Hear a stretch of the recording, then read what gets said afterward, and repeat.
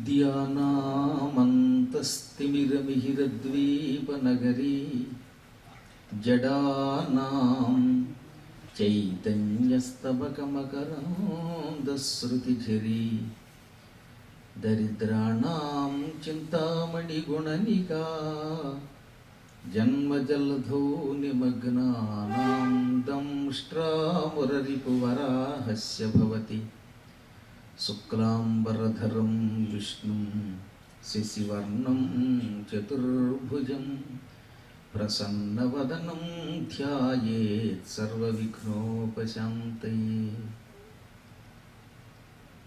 వందే గురుపదద్వంద్వమవాంగ్మానసగోచరం రక్తశుక్లప్రభామిశ్రమతర్క్యం త్రైపురం మహః.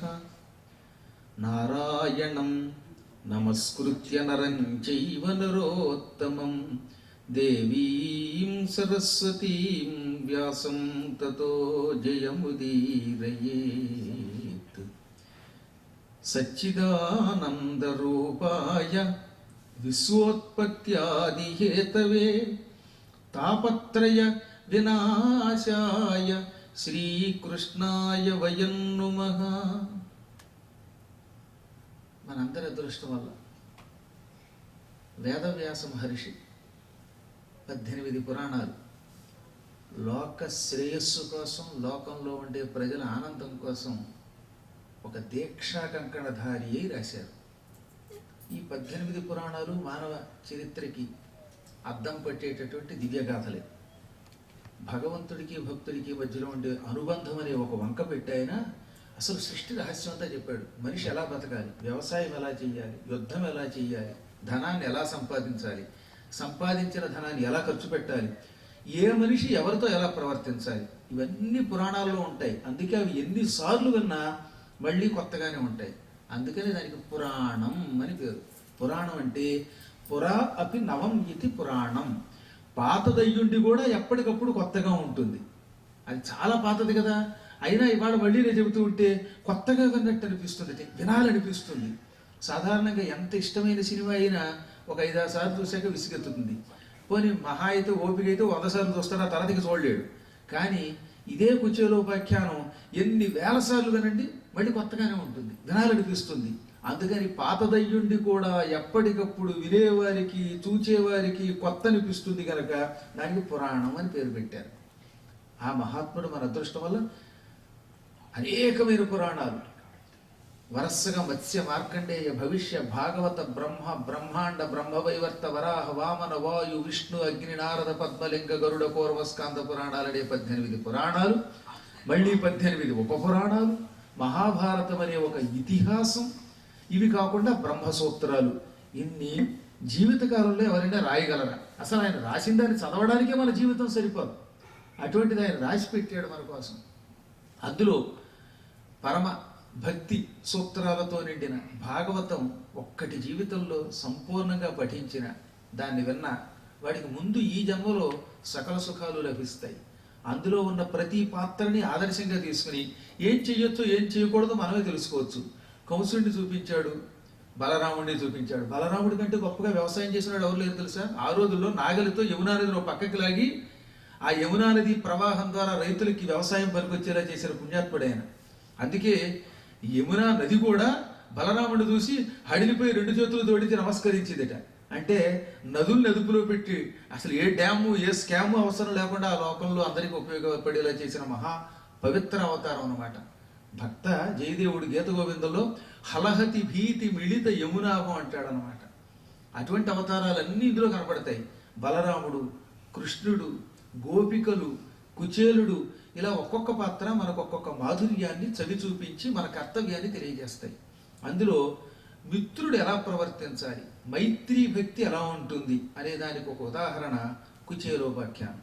కుచేలుడు అసలు పేరు కుచేలుడు కాదు, ఆయనకి సుధాముడు, ఒత్తు లేకుండా పలకాలి, సుధాముడు అని అసలు పేరు. ఆయన ఎప్పుడో శ్రీకృష్ణుడితో కలిసి కేవలం 64 రోజుల పాటు కాశీలో చదువుకున్న భక్తుడైన. పూర్వం సాందీపని అని పేరు కలిగిన ఒక మహాపండితుడు ఉండేవాడు.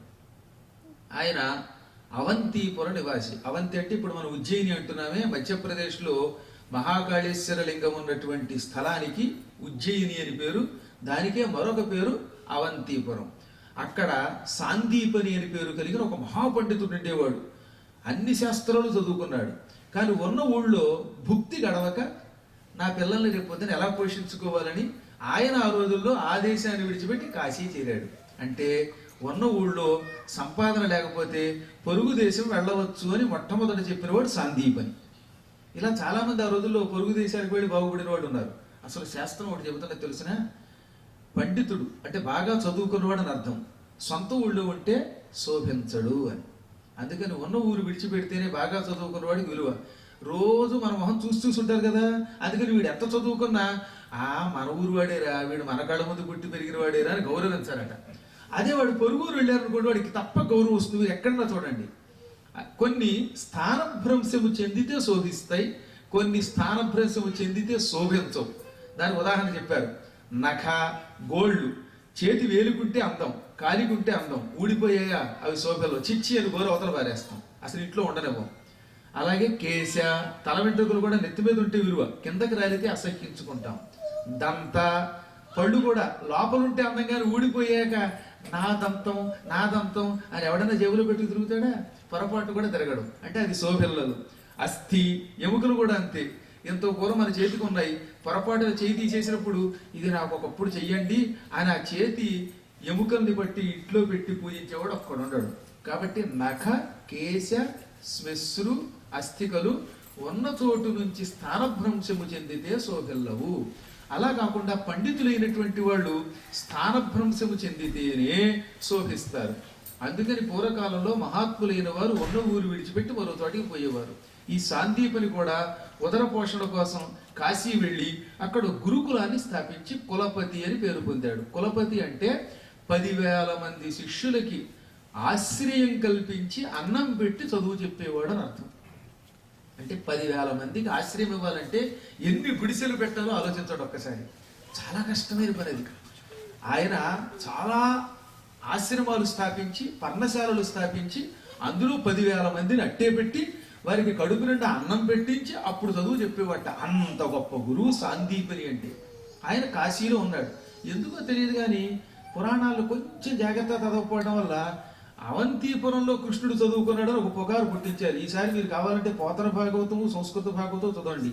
కాశ్యాం అంటే కాశీయందు, అవంతిపుర నివాసినం అంటే ఒకప్పుడు అవంతిలో నివసించి కాశీలో వచ్చినటువంటి, కాశీలో గురుకులం పెట్టినటువంటి మహానుభావుడైన సాందీపని దగ్గర కృష్ణుడు, బలరాముడు శిష్యులుగా చేరాలని ఉంటుందన్నమాట. అక్కడ కేవలం 64 రోజులు మాత్రమే విద్య నేర్చుకున్నారు శ్రీకృష్ణుడు, బలరాముడు. వాడు మహాత్ములు కదండి, కారణ జన్ములు. 64 విద్యలు నేర్చుకోవడానికి వాళ్ళ గురువు గారికి 25 ఏళ్ళు పట్టింది టైంగా.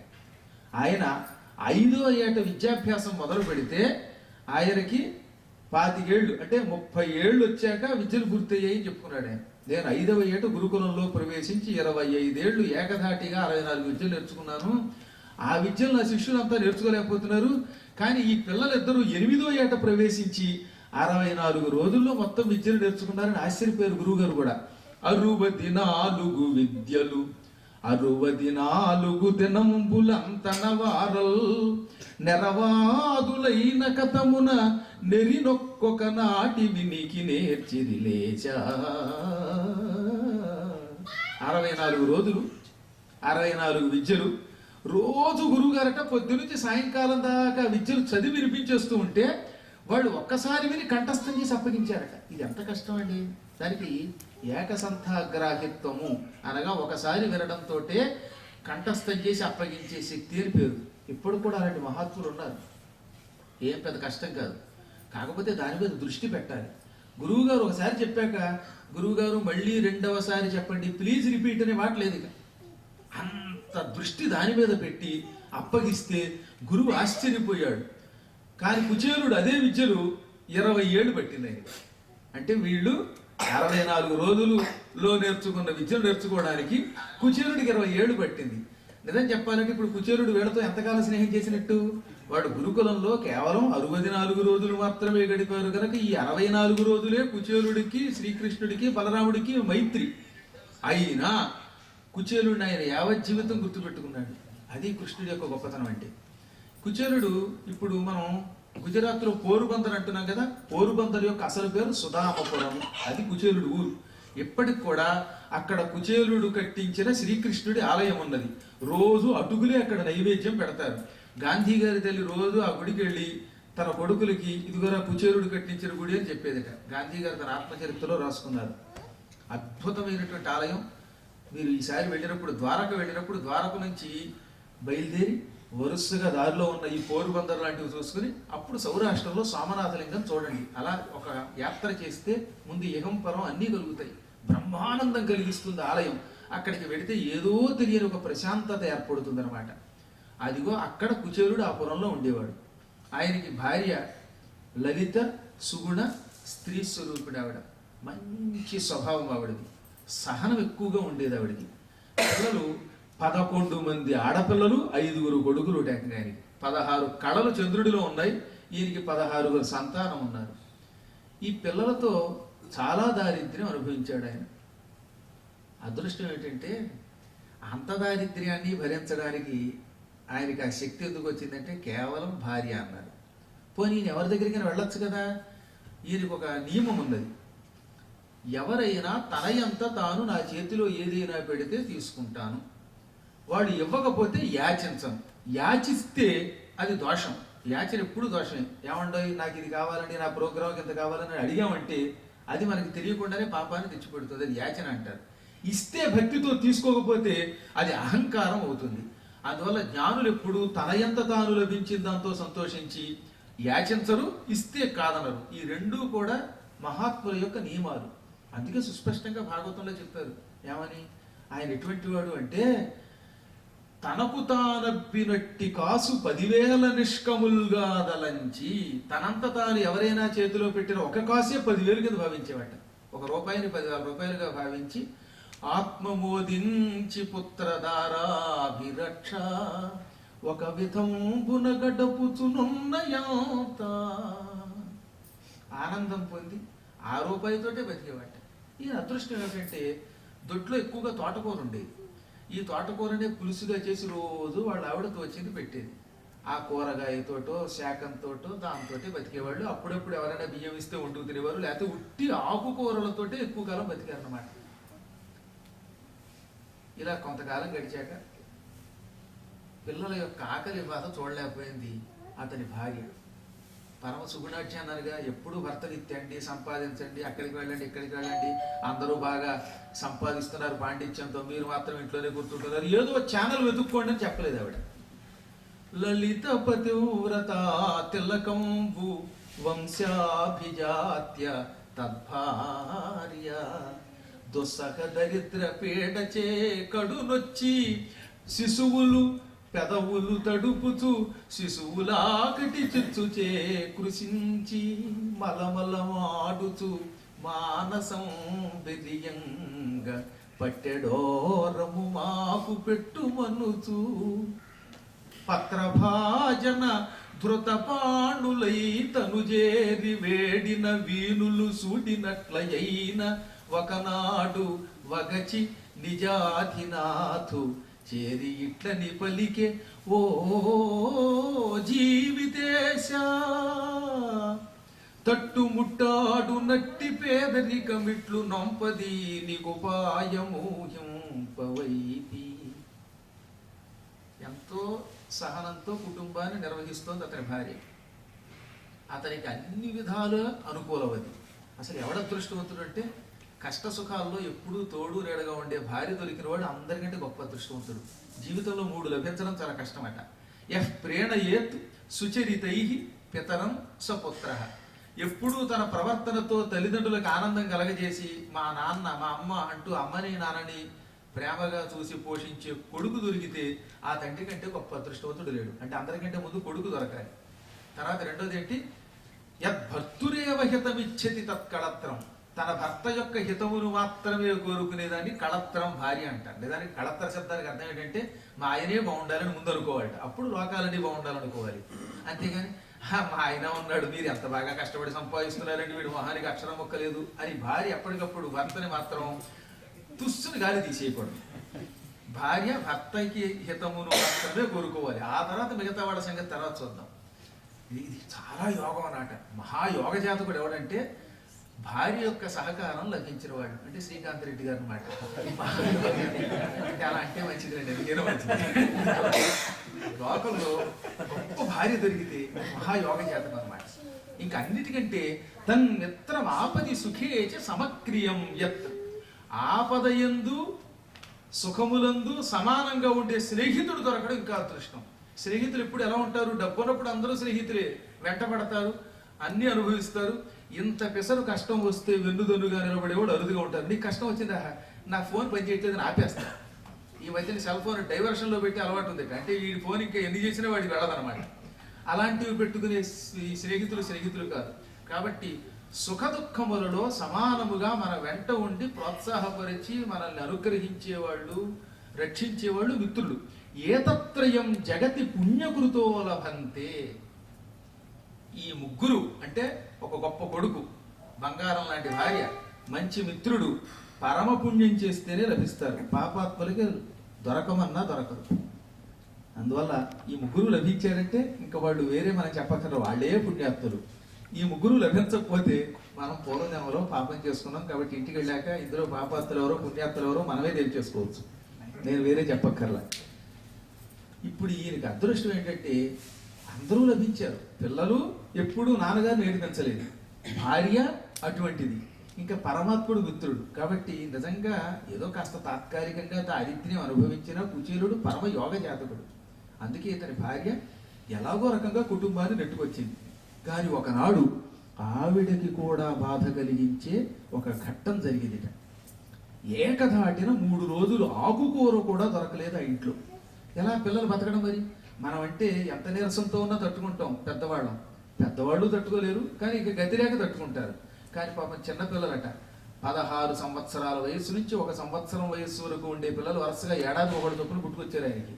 ఈ పిల్లలందరూ ఆకలికి తట్టుకోలేక దొడ్లో అరటి చెట్లు మాత్రం ఉంటే ఆ ఆకులు కోసుకొచ్చి వాటిని చేతితో పట్టుకుని కంచం కింద అమ్మ దగ్గర నిలబెట్టి, అమ్మ ఆకలిస్తోంది, ఎక్కువ ఇంత అన్నం పెట్టు, మేము పంచుకుని తింటామని ఏడ్చారట.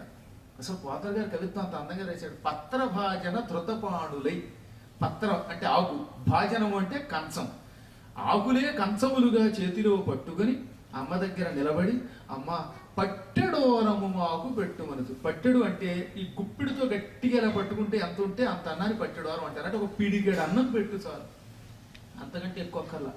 ఆ మాత్రం పెడితే అది తిని మంచినీళ్ళు తాగి ఆకలి తెచ్చుకుని బతుకుతాం, ఇంత అన్నం పెట్టమ్మా అని ఏడుస్తూ అడిగారట. అడిగితే వీణులు సూడినట్లయిన ఆ మాటలకి ఆవిడ చెవుల్లో సూదులు గుచ్చినట్టు అయిపోయింది. ఎందువల్ల? తల్లికి ఎప్పుడు బాధ వస్తుందంటే పిల్లలు అడగగానే అన్నం పెట్టలేకపోతే ఆ తల్లికి అంతకంటే వేరే బాధ లేదు. పెద్ద నగలు నాణ్యాలు అడిగారు వాళ్ళు, ఏమైనా ఇంత అన్నం పెట్టు బాబోయ్ అని అడిగితే ఆ మాత్రం అన్నం పెట్టలేకపోతున్నాను అని పరమ బాధ కలిగింది ఆవిడికి. కళ్ళు బయలు గమ్మాయి, ఏడ్చింది. ఏం చెయ్యాలో అర్థం కాలేదు.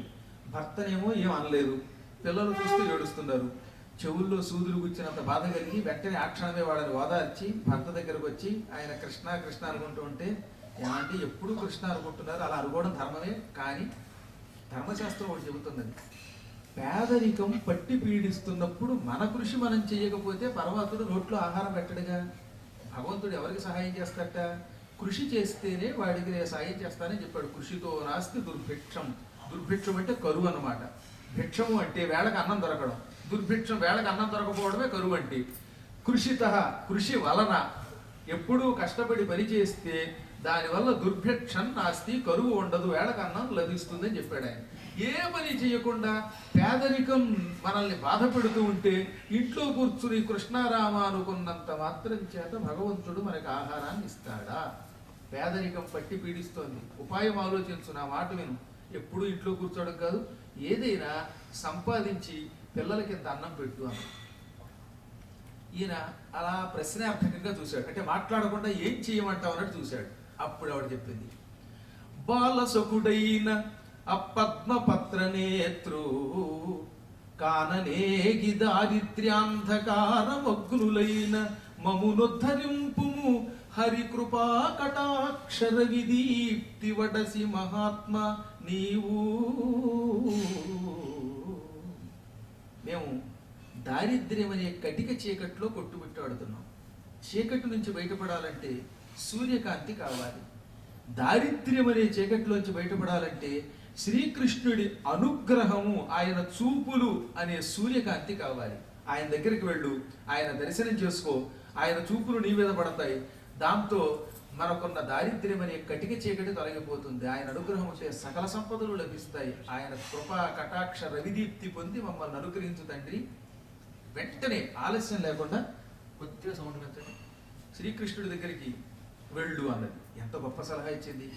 ఏ సామాన్యుడి దగ్గరకు వెళ్ళడం లేదు, సాక్షాత్ పరమాత్ముడైన శ్రీకృష్ణుని దగ్గరికి స్వయంగా వెళ్ళు. ఆయన దగ్గరికి వెళితే నీకు ఆయన అనుగ్రహం కలుగుతుంది, సంపదలు వస్తాయి అనగానే ఈయన ఒక్క క్షణం ఆలోచించి, నేను నిజంగా కృష్ణ భక్తుడిని, కానీ ఏ ముఖం పెట్టుకుని ఇప్పుడు ఆయన దగ్గరికి వెడతాను? పెళ్ళికి మాట వరసకి కూడా నేను ఆయనకి ఆహ్వానం పంపలేదు. పోని ఆయన 8 మంది పరమ పతివ్రత శిరోమణులైన మహిషీమణుల్ని పెళ్లి చేసుకున్నాడు. 16,000 మంది రాజకన్యకులు నరకాసురుడి చెరసాలలో ఉంటే నరకాసురుడిని సంహరించి ఆయన చెరసాలలో ఉన్న 16,000 మంది క్షత్రియ కన్యకల్ని ఒకే మండపంలో ఒకే ముహూర్తంలో వివాహం చేసుకున్నాడు. ఇన్ని పెళ్లిళ్లలో ఒక్క పెళ్లికి ఆయన నన్ను పిలవలేదు, నేను ఆయన్ని పిలవలేదు. ఎప్పుడో గురుకులలో ఒక 64 రోజులు చదువుకున్నాం. నేను మానసికంగా ఎంత భజించినా ముఖాముఖి ఇన్నాళ్ళు దర్శనం చేసుకోకుండా ఇవాళ దారిద్ర్యంలో ఉన్నారు కాబట్టి సహాయం చెయ్యమని ఆయన దగ్గరికి వెళ్ళి చేతులు చాచడం బాగుంటుందా? కష్టంలో ఉన్నప్పుడు స్నేహితుడి దగ్గరికి వెళ్ళకూడదు, సుఖంలో ఉన్నప్పుడు వెళ్ళాలి. సుఖంలో ఉన్నప్పుడు వెళ్ళలేదు నేను. ఇది ఏమైనా న్యాయమా అన్నాడు మళ్ళీ. అప్పుడు ఆవిడ ఏమందో తెలుసా? అద్భుతమైనటువంటిది. అసలు భాగవతంలో ఇది ఒక ప్రాణం అంటారు ఈ పద్యం అన్నమాట. ఎంత మాట అన్నా నువ్వు! ఆయన దగ్గర అపూర్వమైన కొన్ని లక్షణాలు ఉన్నాయి, అందుకే ఆయన పరమాత్ముడు అన్నారు. ఆయన మహిమ నీకు తెలుసు, నాకు తెలుసు. ఆయన స్వభావం నాకంటే నీకు బాగా తెలుసు. అయినా ఊరికే మొగమోటంతో అలా అంటున్నావు. కలలోనం తను మున్నెరుంగని మహాకష్టాత్ముడైనట్టి దుర్బలుడు ఆపత్సమయంబునల్ నిజ పదాబ్జాతంబులులంబులో తలపన్ అంతన మెచ్చి ఆర్తిహరుడై తన్నైనయుచ్చున్ సునిశ్చల భక్తిన్ భజించు వారికెడటే సంపద్విశేషోన్నతుల్. శ్రీకృష్ణుడు ఎటువంటి వాడు తెలుసా? ఒకడున్నాడు, ఎప్పుడు కృష్ణుని తెగతిట్టేవాట. ఆయన పశుపాలుడు, స్త్రీలోలుడు అని నోటికొచ్చినట్టు తెగతిట్టిన ఒక దుర్మార్గుడు ఉన్నాడు. వాడికి హఠాత్తుగా కష్టం వచ్చింది. కష్టం రాగానే వాళ్ళ ఆవిడందిట, నువ్వు రోజు కృష్ణుడిని తిట్టావు, కానీ నిజానికి ఈ కష్టం నుంచి నిన్ను గట్టెక్కించి రక్షించే శక్తి ఒక్క పరమాత్ముడు కృష్ణుడి దగ్గరే ఉంది, వెళ్ళి ఆయన కాళ్ళ మీద పడు అంటే ఆ క్షణమే పరిగెత్తుకుంటూ వచ్చి, ప్రభు నేను పాపాత్ముడి అయ్యాను, ఇన్నాళ్ళు నిన్ను నిందించాను, ఇప్పుడు కష్టం వచ్చింది, ఈ కష్టంలోంచి బయట పారవేయమంటే వెంటనే కృష్ణుడు, నాయనా నీకు కష్టం వచ్చిందా అని అప్పటికప్పుడే వాడిని కౌగిలించుకుని తనను తానే సమర్పించుకుని వాడి కష్టం మొత్తం తొలగించి వాడిని అనుగ్రహించాడు. అంటే కలలో కూడా తనని తలుచుకోని దుర్బలుడు, తనని తిట్టిన పాపాత్ముడు కూడా కష్టంలో ఉండి తలుచుకోగానే వాడిని అనుగ్రహించాడు. తనను తాను సమర్పించుకున్నాడు. అంతటి మహాత్ముడు ఆయన. తనని తిట్టిన వాడిని అనుగ్రహించిన ఆయన నిరంతరము పూజా మందిరములో శ్రీకృష్ణుని పటాన్ని పెట్టుకుని అర్చించే నీ వంటి మిత్రుణ్ణి భక్తుణ్ణి అనుగ్రహించకుండా ఉంటాడా? ఆయన నిశ్చలమైన భక్తి అలా, సునిశ్చల భక్తి అన్నది ఆవిడ. నువ్వు మామూలు నిశ్చలం కాదు, సునిశ్చల భక్తి. అస్సలు శ్రీకృష్ణుడిని చూస్తూ ఉంటే ఆయన కన్ను దృష్టి చెదిరేది కాదట, అలాగే చూస్తూ కృష్ణుడిని ఉండిపోయేవాడు ఆయన. రెప్పార్చకుండా చూడటం అంటారు దాన్ని. కంటి మీద రెప్ప చీటికి వాటికి పడుతుంది కదా, కానీ శ్రీకృష్ణుడి యొక్క పటాన్ని కృష్ణుడు చూసినంతసేపు కుచేలుట్ట అలాగే కళ్ళు బిగుసుకుపోయేలా చూసేవాట. గోపికలు ఏమన్నారో తెలిసిన మహాభాగవతంలో, ఈ బ్రహ్మదేవుడు పరమ దుర్మార్గుడు అని తిట్టారు. ఎందుకు తిట్టారు? నీ వడవిన్ పవల్ తిరువ, నువ్వు అడవిలో పగలంతా బృందావనంలో పశువులు వేపుకుంటూ తిరుగుతున్నావు కాబట్టి పగలు నిన్ను చూడలేకపోతున్నావు. సాయంత్రానికి నువ్వు వస్తావు, వచ్చిన కాసేపు నిన్ను చూద్దామంటే కంటికి రెప్పలడ్డముగా చేసే విధాత క్రూరుడై. ఎంత అద్భుతమైన మాట అన్నారండి. లక్ష్మీవర రెప్పలడ్డముగా చేసే విధాత ఇదేలా క్రూరుడై. ఈ బ్రహ్మదేవుడు ఎంత క్రూరుడు! మానవులకి కంటికి రెప్ప పెట్టాడు. ఈ రెప్ప వల్ల అస్తమానం రెప్పపాటు వస్తుంది, టప్ టప్ అని మేము రెప్పలు మూస్తున్నాం. ఈ మూసిన కాసేపట్లో కృష్ణుడు వెళ్ళిపోతున్నాయట. కృష్ణుడు అడవి నుంచి ఇంటికి వస్తున్నప్పుడు చూద్దామని వీడు బయటకు వచ్చారు పాపం. ఇలా చూసే సమయంలో చీటికి వాటికి అప్పుడే రెప్పలు పట్టడం మొదలయ్యాయి. ఈలోపు కృష్ణుడు తన ఇంట్లోకి వెళ్ళిపోయాడు. 5 నిమిషాలు గట్టిగా చూద్దామంటే వీలు లేకుండా మాయదారి భగవంతుడు, ఈ బ్రహ్మదేవుడు ఎంత క్రూరుడు, ఈ కంటికి రెప్పలు అడ్డం చేశాడని బ్రహ్మ తిట్టుకున్నారు వాడు. అంటే రెప్పలు ఆ కాసేపు వేసే సమయం కూడా కృష్ణుడిని చూడకుండా ఉండలేకపోయేవారు వాళ్ళు. లేదా కంటి మీద రెప్ప వేసే సమయానికల్లా కృష్ణుడు వెళ్ళిపోయేవాడు. ఈ మధ్యన ఒక ఆవిడ అంది, పురాణం అయిపోయాక ఉత్తమరాలు కనుక, గురువుగారు మీరు చెప్పింది నిజమండి, సరిగ్గా పురాణానికి కూర్చున్నానండి, అప్పుడే ఇలా వచ్చిందండి నిద్ర, ఆ కాసేపు వెళ్ళలేకపోయానండి అంది. అందుకనే శ్రీకాంత్ రెడ్డి గారు రికార్డు చేసి యూట్యూబ్లోను ఐట్యూబ్లోనూ పెడుతున్నారు. అప్పుడు ఇక బెంగలేదు. కంటికి రెప్ప వేసిన వాళ్ళు ఉంటారే, వాళ్ళు ఇంటికి వెళ్ళి వినొచ్చు. కొంతమంది నిజాయితీగా చెబుతారు, కొంతమంది అబ్బే మేము కూడా రెప్ప అలా వాల్చకుండా విన్నామండి అంటారు. ఎవరు ఎందుకు విన్నారో తెలియదు. నిజంగానే ఒకసారి ఉపన్యాసంలో ఒక ఆవిడకి ఇలా ఇలా తల ఊపితే నేను అనుకున్నాను నా ఉపన్యాసం అంత బాగుందేమో, తన్మయత్వంతో ఆవిడ తల ఊపుతోంది అనుకున్నాను. తర్వాత అర్థమైంది, ఇడ్లీ తిని చిన్మయత్వంతో తల ఊపుతోంది ఆవిడ. అందుకని ఉపన్యాసానికి వచ్చే ముందు ఎక్కువ తినకూడదని చేస్తున్నాం అనమాట. సరే, ఏది ఏమైనా ఈయన మాత్రం పరమపూజ్యుడైన కుచేలుడు కంటి మీద రెప్ప కూడా వాల్చకుండా కృష్ణుణ్ణి చూస్తూ ఆనందంతో పులకించిపోతూ భక్తితో పూజించేవాట. దానికి సునిశ్చల భక్తి అని పేరు. అలాంటి భక్తితో భజించేవారిని, సేవించేవారిని సకల సంపదలు ఇచ్చి అనుగ్రహించకుండా ఉంటాడా? నిశ్చింతగా వెళ్ళి ఆయన దగ్గరికి. పైగా ఆయన దగ్గర ఎన్ని లక్షణాలు ఉన్నాయి?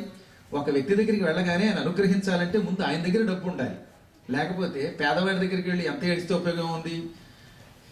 ఆ మహాత్ముడు వరదుడు, సాధు భక్త జన వత్సలుడు, ఇందిరావరుడు, దయాపయోధి, భగవంతుడు, తాకుశస్థలీపురమున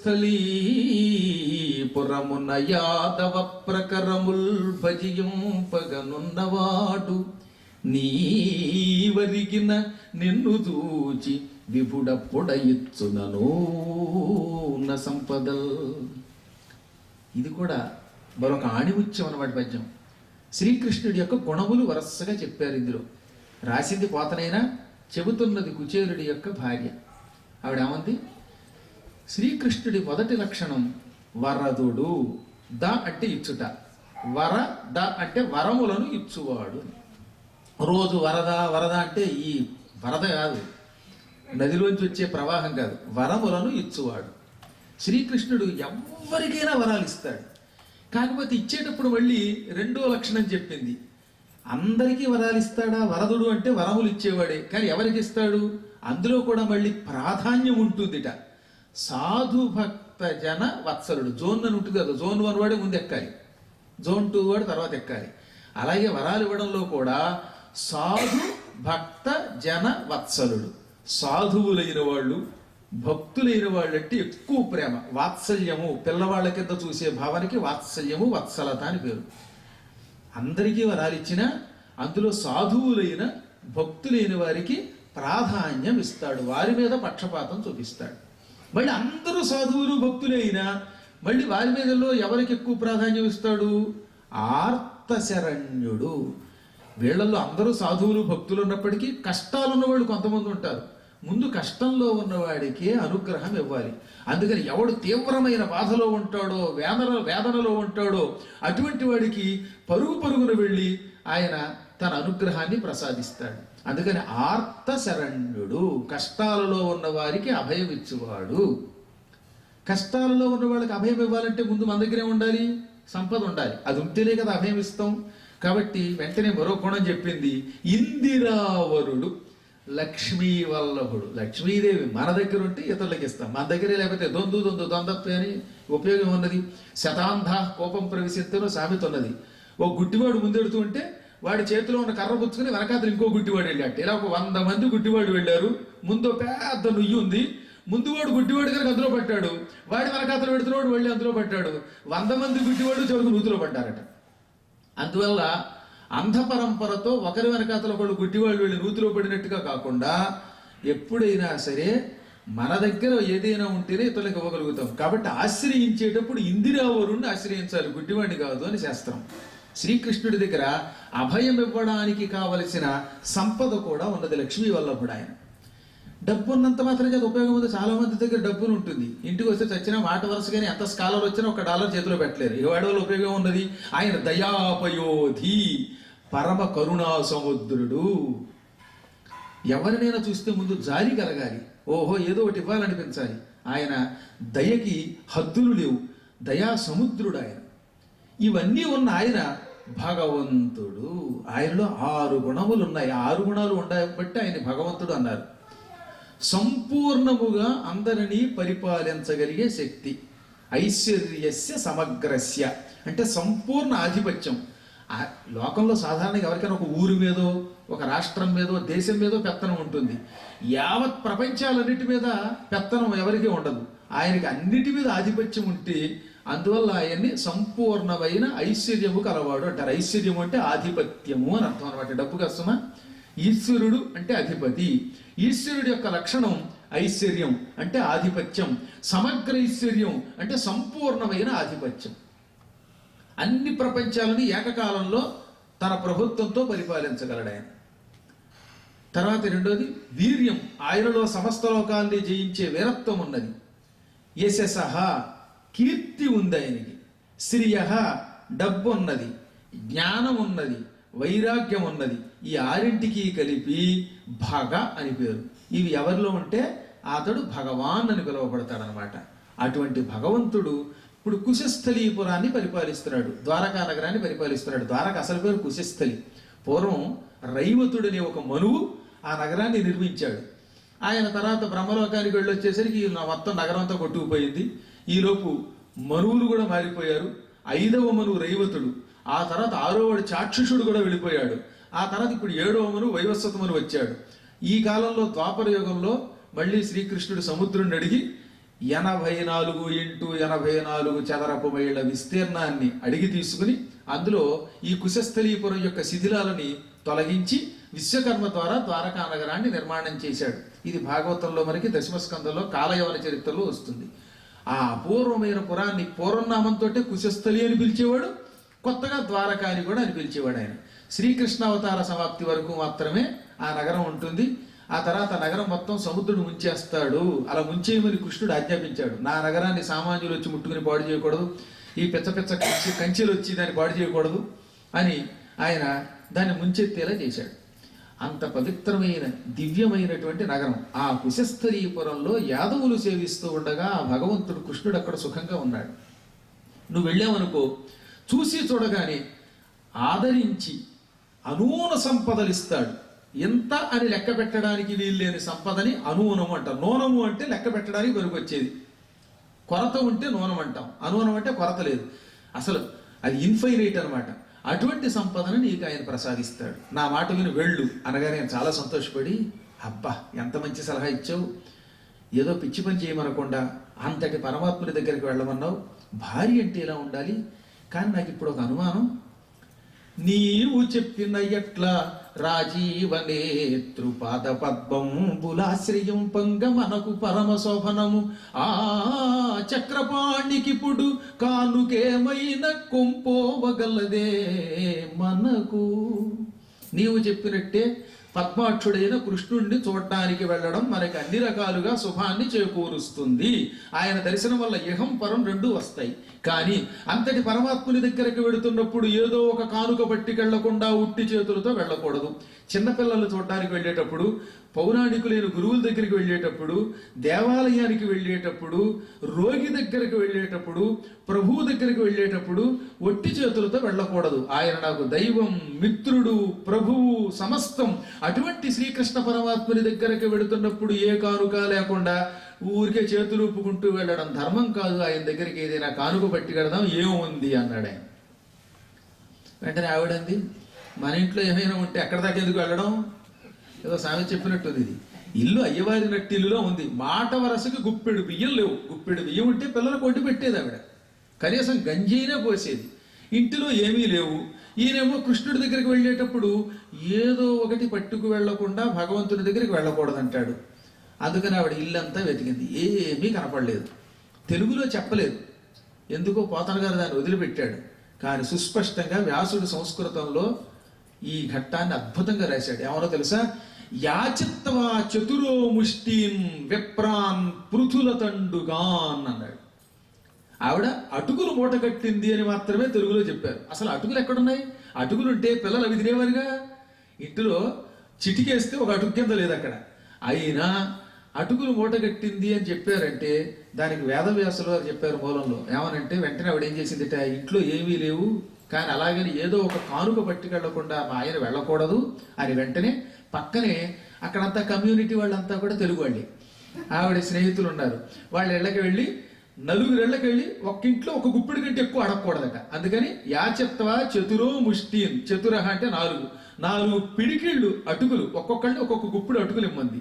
నలుగురు ఇళ్లలో 4 గుప్పెళ్ళు అటుకులు అడిగి తీసుకొచ్చి మళ్ళీ 4 గుప్పిళ్లలో కొన్ని అటుకులు తెల్లగా ఉన్నాయి. అందరి అటుకులు ఒకే రకంగా ఉంటాయా? బియ్యం కూడా ఒక ఇంట్లో ఒక్కో రకంగా ఉంటాయి. ఒక్కొక్కటి బాగా పాలిష్ పెడతారు, ఒక్కో చోట కొంతమంది మాలిష్ పెడతారు, ఏం పెడతారో తెలియదు. అలా 4 రంగుల్లో ఉన్న 4 గుప్పెళ్ళ అటుకులు తీసుకొచ్చి ఆవిడ మూట కట్టిందన్నారు. మళ్ళీ ఇక్కడ మనకు అనుమానం రావాలి కదా. వాళ్ళకు ఒక నియమం ఉన్నది, ఎట్టి పరిస్థితుల్లో ఎవరిని యాచించకూడదు. యాచించే వాళ్ళైతే ఎప్పుడో బతికేవారు. మరి ఎందుకు ఆ యాచించింది? దానికి కూడా ఒక ధర్మ సూక్ష్మం చెప్పారు అక్కడ. ఏమిటంటే తన కోసము యాచించడం దోషం, కానీ భగవంతుని సేవ కోసం యాచిస్తే అది పరమ పుణ్యం. సనాతన ధర్మం రక్షించడం కోసం అందరినీ డొనేషన్ అడగచ్చట, నా సొంతానికి అడగకూడదు. చాలా కాలం క్రితం మా పీఠానికి ఒక ఆయన వచ్చాడు. అయ్యా నేను ఆశ్రమం స్థాపిస్తున్నానండి, ఏదన్నా చందా ఇవ్వండి అంటే ఇవ్వబోయి, ఇంతకీ మీ ఆశ్రమం పేరు ఏంటంటే గృహస్థాశ్రమం అన్నాడు ఆయన. గృహస్థాశ్రమం అని చాలా మంది పెట్టుకుంటారు. మన గృహస్థాశ్రమం కోసం అడగకూడదు, ఇంకేదైనా ధర్మం కోసం అడగచ్చు. ధర్మం కోసం 10 మందిని అడిగి చెయ్యాలట. ఇప్పుడు మంచి కార్యసిద్ధి హనుమంతుడు గుడి కట్టారనుకోండి, అందరినీ డొనేషన్ అడగడం తప్పులేదు, అది అడిగి తీరాలి. మన సొంతం కోసం అయితే చేయకూడదు. ఇది స్వయంగా గణపతి సత్యనారాయణ స్వామి వారు ఒకప్పుడు చెప్పిన మాట. మన కోసం అయితే మనం సొంతం కోసం అడగట్ల, ధర్మ సంరక్షణ కోసం, ఒక పవిత్ర కార్యక్రమం కోసం అందరినీ భాగస్వాములు చెయ్యాలి, అందులో అందరి డబ్బు పడాలి. అందుకని దైవ కార్యములకు అడగడం ధర్మం, తక్కిన కార్యాలకు అడగకుండా ఉండడం ధర్మం. ఈవిడ భగవంతునికి కానుకగా పట్టుకెళ్ళాలి గనక అటుకులు అడిగి పట్టుకొచ్చింది. ఇప్పుడు ఈ అటుకుల్ని పంపించాలంటే ఇంట్లో గిన్నె లేదట వాడికి. ఆశ్చర్యం, ఏదో ఒక దాంట్లో పెట్టి అటుకులు పంపాలి కదా. ఒక బంగారపు గిన్నె లేదు, వెండి గిన్నె లేదు, ఇత్తడి గిన్నె లేదు, రామచంద్రప్రభ క్యారీ బ్యాగులు కూడా లేవు. మరి ఎలాగా? ఆ భర్త గారికి పైన ఇలాంటి ఒక కండువ ఉన్నది, ఎంత మెరిసిపోయే కండువ కష్టమా. ఆ కండువ బాగా చిల్లులు పడిపోయిన శిథిల వస్త్రం. ఇప్పుడు ఈ శిథిల వస్త్రంలో అటుకులు వేస్తే అటుకులు కిందకి వెళ్ళేలోపు కారిపోతాయి. ఆవిడ చాలా తెలివైంది. ఈ వస్త్రాన్ని ఒకదానికోటి మడతలు వేసి ఆ చిరుగుల్లోంచి అటుకులు పడకుండా ఒకదానికోటి అలా మడతల్లో ఈ మూట గట్టిగా కట్టి ఈ మూట భుజం మీద వేసుకెళ్ళమందిట. ఏం అద్భుతంగా రాశాడు పోతన గారు. నిన్న అయ్యింతి అవుగాక ఎనుచు భర్త శిథిల వస్త్రంబు కొంగున పృథుక తండులములనొక కొన్ని ముడిచి నెయ్యమున ననుబా చనియే గోవింద దర్శనోత్సాహియగుచు. వెంటనే ఆవిడ వారు మాట్లాడకుండా ఈ భర్తకి పైన ఉన్న బాగా శిథిలమైపోయిన చిల్లులు పడిపోయిన కండువాన్ని భద్రంగా మడతలు వేసి ఆ మడతల చివర అటుకులు మూట కట్టి ఆ మూటని భుజం మీద వేసి ఇక వెళ్ళిరండి అంది. ఇప్పుడు మహోత్సాహంతో వెళ్ళిరాడు ఆయన. ఎప్పటి వరకు నీరసంగా ఉన్నా ఇప్పుడు ఎందుకు వీరరసం వచ్చింది అంటే, నేను గోవిందుని దర్శనానికి వెడుతున్నాను. గోవింద శబ్దం పదే వాడతారు. గోవిందుడు మాత్రమే ఆర్తుల్ని తొందరగా రక్షిస్తాడు కనుక. అందుకని చనియ గోవింద దర్శనోత్సాహి అగుచు, నేను గోవిందుడిని చూడబోతున్నాను అనుకునే మహోత్సాహంతో ఆయనకి మంచి ఓపిక వచ్చింది. చక్క నడుచుకుంటూ వెళ్ళిపోయాడు. 7 రోజులు నడిచట్టు ఆయన. ఆ రోజుల్లో కాలినడక కదా మరి. ఎక్కడో కుచేలపురం పోరుబందర్ నుంచి ద్వారక వరకు కూడా, ద్వారకలో 3 సార్లు భాగవత సప్తాహం చేశాను. వీలున్నప్పుడల్లా నాతో పాటు యాత్రకు రండి. ఎప్పుడు ఉంటూనే ఉంటాయి ఈ సంపాదనలు, ఈ డాలర్లు, డల్లాసులు. ఈ డల్నెస్ నుంచి బయట పారేసే డల్లాసులోకి వెళ్ళాలి మనం. మీరు ఎలాగో మహాత్ములు జ్ఞానులు మీరే చెప్పక్కర్లేదు. కానీ రేపు సెప్టెంబర్ 10 నుంచి నైమిషారణ్యం తీసుకెడుతున్నాను. అప్పుడు కానీ లేదా అక్టోబర్లో మళ్ళీ 4 జ్యోతిర్లింగాలు తీసుకెడతాను. అలాంటప్పుడు వచ్చి నాతో పాటు అక్కడ పురాణాలు వింటూ ఏ క్షేత్రంలో ఏం చేయాలో తెలుసుకుంటే చాలా లాభం. అసలు ద్వారక ఎటువంటి క్షేత్రం అండి. ఇప్పటికి కూడా శంకరాచార్యుల వారి పీఠం అక్కడ ఉన్నది. ప్రతి 4 గంటలకు ఒకసారి జెండాని కిందకి తిప్పి కొత్త జెండా కడతారు. కట్టినప్పుడల్లా ₹1,00,000 ఖర్చు అవుతుందట. చిత్రం ఎవరిని అడగరు వాళ్ళు. అయినా సమయానికి ఆ జెండాలు అలంకారాలు వచ్చేస్తాయి అక్కడికి. ద్వారకలో ఉన్న ఇంకో విశిష్టత చెప్పమంటారా? ద్వారకా సముద్రంలో శవాన్ని తగలబెట్టాక ఈ అస్థిపంజరం పారేస్తే కొద్ది రోజులకి ఎముకలు శంఖంగా చక్రంగా తయారవుతాయండి. శంఖాలు అవుతాయి, కళ్ళారో చూసి మేము. ఎముకల్లో శంఖాలు తయారవుతాయి. అంత పవిత్ర స్థలం ద్వారక. అదే సముద్రం కదా, అరేబియా సముద్రమే కదా. ఇంకో చోట బొంబాయిలో ఉంది, కానీ బొంబాయిలో వస్తే కుళ్ళిపోతాయి. కానీ ఆ ఒక్క ద్వారకా ప్రాంతంలో మాత్రమే లోపల సాలగ్రామాలు శంఖాలు తయారవుతాయి. నేను కాశీఖండంలో శ్రీనాథుడు రాసేస్తే, అలాగే స్కాంద పురాణంలో కాశీఖండంలో వ్యాసుడు రాస్తే అవునా కాదా అని పరీక్షించడం కోసం ద్వారకలో ఒక నెలలాళ్ళు ఉండిపోయి మా కళ్ళెదురుగుండా ఓ తాడు కట్టి ఓ శవం యొక్క అస్థిపంజరాన్ని పెట్టారు. అందులో సరిగ్గా నెలలాళ్ళ తర్వాత అందులో శంఖం తయారైంది. ప్రతి శరీరం నుంచి ఒక శంఖం తయారవుతుంది అక్కడ. అంతటి పరమ పవిత్ర స్థలం ద్వారకంటే మన పెద్దలు ఊరికే చెప్పారా, 7 మోక్షపురాలు అదొకటి. అయోధ్య, మధుర, మాయ, కాశీ, కాంచి, అవంతిక, పురి, ద్వారవతి చేయవ సప్తైతే మోక్షదాయిన. దాయి అంటే ఇచ్చున్నది, మోక్షదాయి మోక్షం ఇచ్చున్నది, మోక్షదాయిన బహువచనం. మోక్షము ఇచ్చినటువంటి 7 పురాలు ఉన్నాయి. అందులో ఒకటి అయోధ్య, రెండోది మధుర, బృందావనం తప్పక వెళ్ళాలి. ఇక మాయ అంటే హరిద్వార్, ఇప్పుడు కాశీ ఒక్క కంచి మాత్రమే మనకి దక్షిణాదిలో ఉంది, కాస్త చెన్నైకి దగ్గరలో. అవంతి అంటే ఉజ్జయిని, ద్వారక. ఈ 7 పురాలైనా జీవితంలో ఒకసారి చూడమన్నారు. ఏమీ చూడకుండా ఉంటే తీర్థయాత్రలు చెయ్యని వాడు ఎంత గొప్పవాడైనా తరించడు అని శాస్త్రం. అందుకే బలరాముడు కూడా భాగవతంలో తీర్థయాత్ర చేశాడు. దుర్యోధనుడు వాడు యుద్ధం చేసే ముందు ఆయన తీర్థయాత్రలు చేశాడు. కృష్ణుడు తీర్థయాత్రలు చేశాడు. చవన మహర్షి అంతటి గొప్పవాడు తీర్థయాత్రలు చేశాడు. భూమండలం మీద పుట్టిన వాడు ఎప్పుడైనా ఏదో ఒక సమయంలో తీర్థయాత్రలు చేయకపోతే తరించడు. అందువల్ల వీలున్నప్పుడు చూడండి, ఆ పవిత్ర పురానికి, ద్వారకా నగరానికి వెళ్ళి తీరాలన్నమాట. అటువంటి ద్వారకా నగరానికి ఆయన పశ్చిమ సముద్ర తీరంలో ఉన్న పురానికి కాలినడకన బయలుదేరాడు. వెడుతున్నంతసేపు ఆయన లోపల లోపల పులకించిపోయేట. నేను శ్రీకృష్ణుడిని చూడబోతున్నాను, ఏ తపస్సు చేశానో, ఏ పూర్వజన్మ సుకృతం ఉన్నదో, ఎటువంటి మహానుభావులకి పూర్వజన్మలో దానం చేశానో, ఎటువంటి పురాణ కథలు విన్నానో, మరికొద్ది సేపట్లో కృష్ణుడిని చూడబోతున్నాను అనుకున్నాడు ఆయన. మళ్ళీ లోపల ఒక అనుమానం, అసలు అక్కడ దాకా వెళ్ళగలనా? వెళ్ళేలోపే కళ్ళు తిరిగి పడిపోతానా? తీరా అక్కడికి వెళ్ళాక అసలు కృష్ణుని చూసే అవకాశం వస్తుందా రాదా? ఆయన చూస్తే ప్రభు, నేను చూస్తే ఓ పేదవాణ్ణి, సామాన్య విప్రుణ్ణి, ఎలాగా లోపల లోపల మళ్ళీ బెంగట. ద్వారకా నగరంబు ఏ రీతి చొత్తునో భాసురాంతఃపురవాసి అయిన అప్పుండరీకాక్షు అఖిలేసు నిభంగి దర్శింపగలను. తద్వారపాలురు ఎక్కడి విప్రుడ విందేల వచ్చదవని అడ్డ పెట్టిరే నపుడు వారలకేమైన పరిధానమిచ్చి ఏగెదనన్న ఊహింప అర్థశూన్యుండనేను. అయినా నా భాగ్యమతని దయాత్ర దృష్టి కాక తలపోయనుండే మీ కళ్ళదటంచు. అసలు ద్వారకానగరం అంత దూరం ఉన్నది, అక్కడికి వెళ్ళగలనా లేదా? తీరా వెళ్ళినా ఎక్కడో అంతఃపురంలో నివసించే ఆ మహాత్ముణ్ణి, పరమాత్ముణ్ణి, కృష్ణుణ్ణి చూడగలనా? ఎందుకని? సాధారణంగా కాపలా వాళ్ళు ఉండి తీరతారు. అంతఃపుర ప్రాంగణంలో కాపలా వాళ్ళు ఉండి వాళ్ళు ఏమంటారు, ఎవర్రా నువ్వు, పైన కనీసం వస్త్రం కూడా సరిగ్గా లేదు, చెమటగొట్టు శరీరంతో పేదరికానికి పరాకాష్ఠలో ఉండవు, అటువంటి నువ్వు అంతఃపురంలోకి చొచ్చుకుపోతున్నావా అని కాపల వాళ్ళు అడ్డం కొడతారేమో. ఎక్కడో అంతఃపురంలో ఉన్న కృష్ణుడిని చూడటం నా వల్ల అవుతుందా? ఓరి బాబా అవ్వదు. ఒకవేళ కాపలా వాళ్ళు అడ్డం కొట్టినప్పుడు కృష్ణుడికి నాకు స్నేహం అంటే వాళ్ళు పక్కపక్కన అవుతారు. కృష్ణుడికి నీకు స్నేహమా? ముష్టివాడికి ముకుందుడికి మైత్ర్య అనవచ్చు వాడు. అప్పుడు వారికి ఏమైనా పరిధానం ఇచ్చి ఏగదన. పరిధానం అంటే లంచం. వాళ్ళ చేతిలో లంచం పెట్టి కాపలా వాళ్ళ దగ్గర లోపలికి వెడదామంటే ఊహింప అర్థశూన్యుడని, అంటే లంచం అప్పుడు కూడా ఉందన్నమాట. లేకపోతే ఈ పదం వాట కదా ఆయన. వాళ్ళకి ఏదన్నా చేతిలో కానుక పెట్టి ఓ లంచం పెట్టి కృష్ణ దర్శనానికి వెడదామంటే నా దగ్గరే ఉంది బూడిద తప్ప, ఒళ్ళంతా విభూతి పూసుకునే ఒక సామాన్యుడిని నేను. వాళ్ళ దగ్గర ఏం పెడతాను? అసలు నా దగ్గరే డబ్బు ఉంటే అంత దూరం పరిగెత్తు పెడతానా?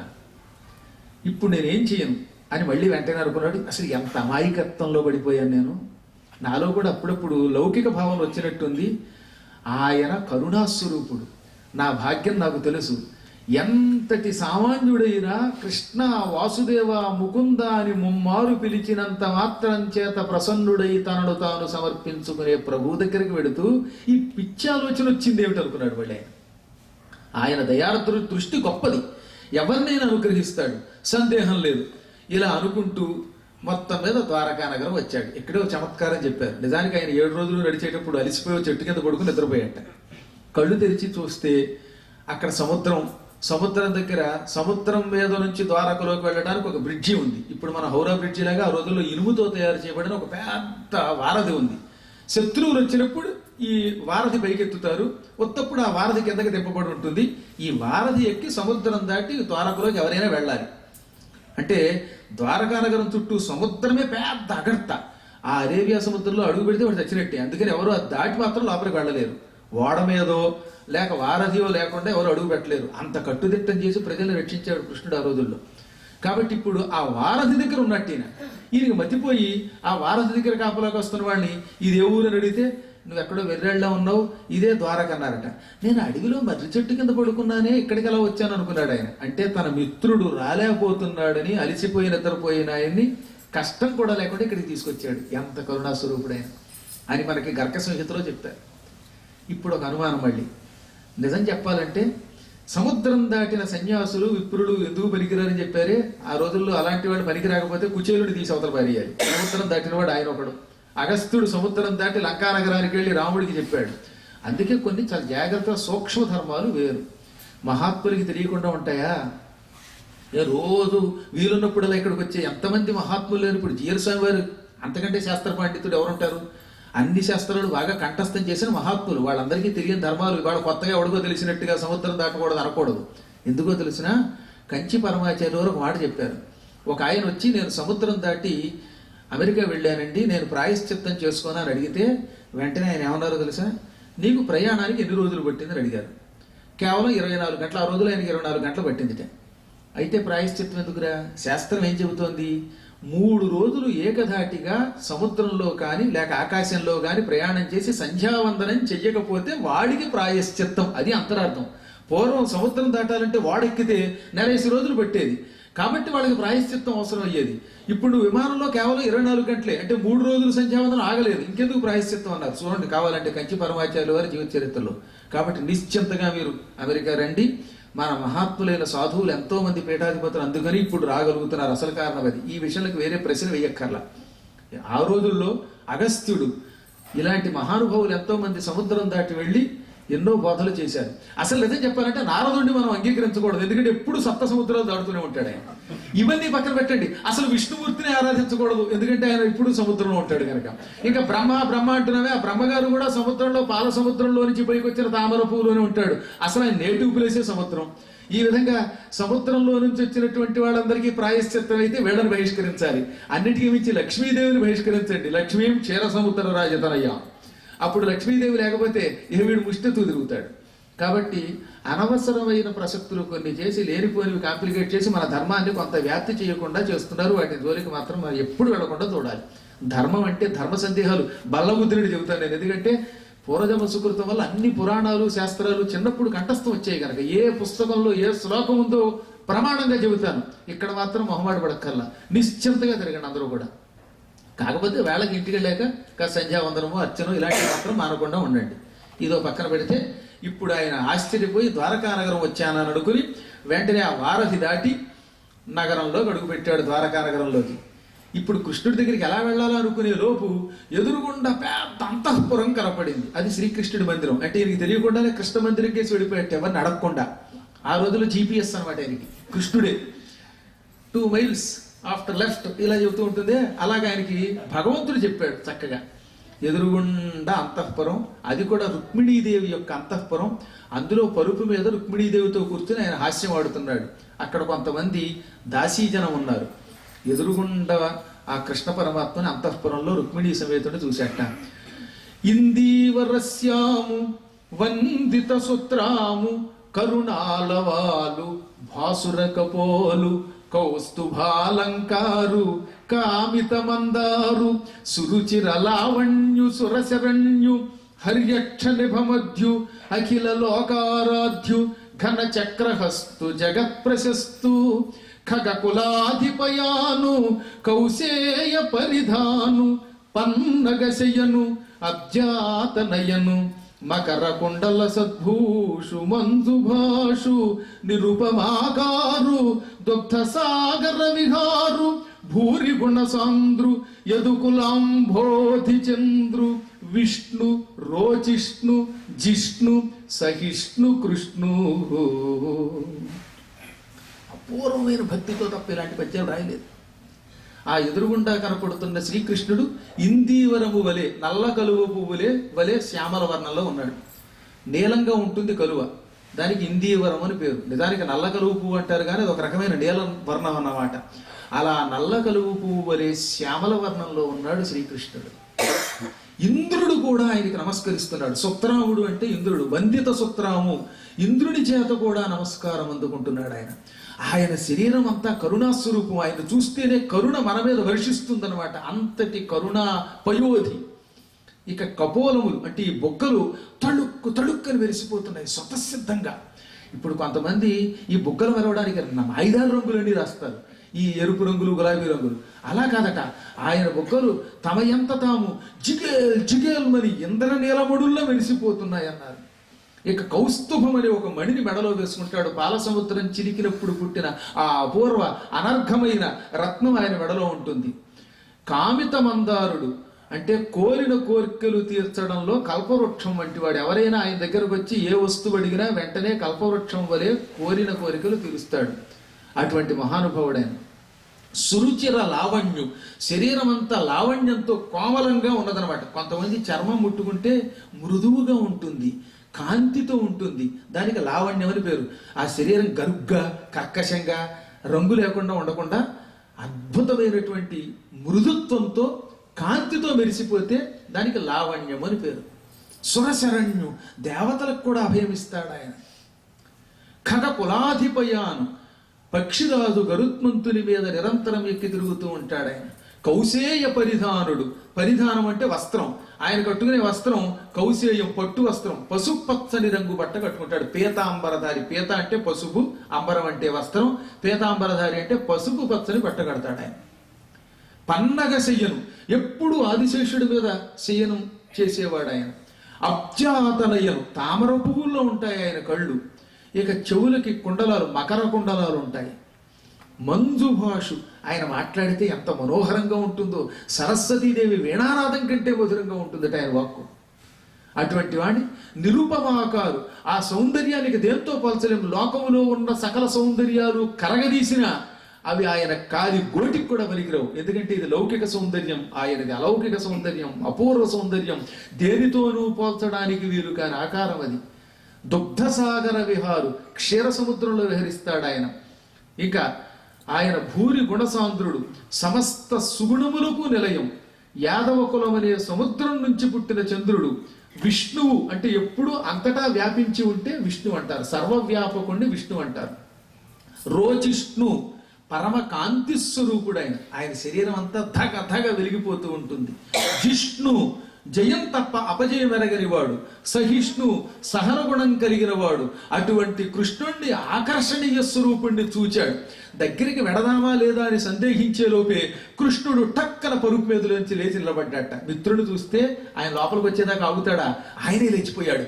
కని డాయందనునంత కృష్ణుడు తళత్ కంజాక్షుడ పేద విప్రుని అశ్రాంత దరిద్ర పీటుతు కృషీభూతాంగు జీర్ణాంబరు ఘన తృష్ణాతుర చిత్తు హాస్య నిలయున్ ఖండోత్తరీయున్ కుచేలుని అల్లంతన చూచి సంభ్రమ విలోలుండై దిగంతల్పము.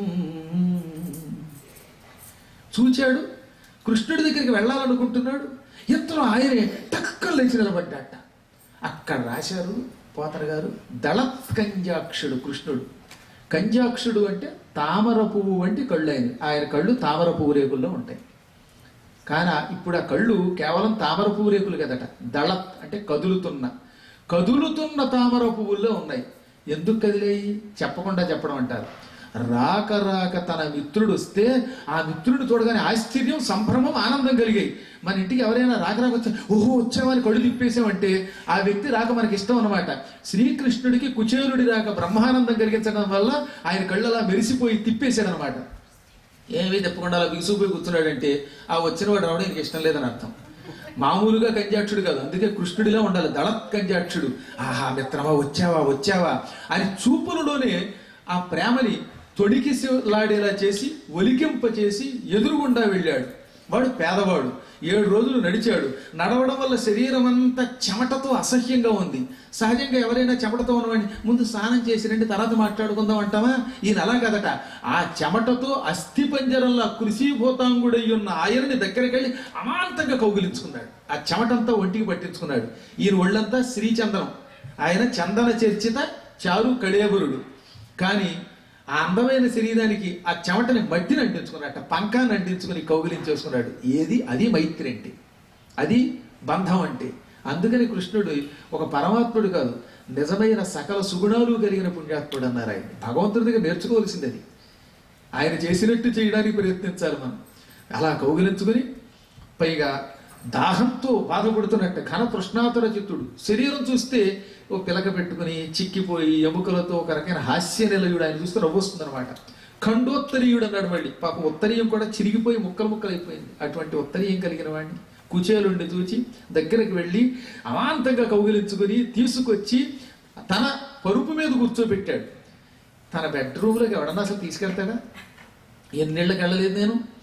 మీరు అది అంటారు కానీ ఎవరైనా ఎంత ప్రేమ ఉన్నప్పటికీ తమ గదిలోకి స్వయంగా రాగానే ఎంత గురువు గారి మీద అభిమానం ఉన్నా కూర్చోబెట్టేవాళ్ళు ఎక్కడో మీలాంటి అమెరికాలో డాలస్లో ఉండొచ్చు, కానీ లోకంలో చాలా అరుదు. కానీ ఆయన రుక్మిణీదేవితో తాను శయనించే తన గదిలో తన పరుపు మీద, అది కూడా రుక్మిణీదేవిని లేపి కూర్చోబెట్టాడు. భార్యామణికి అలా సైగ చేయగానే ఆవిడకి అర్థమైపోయింది.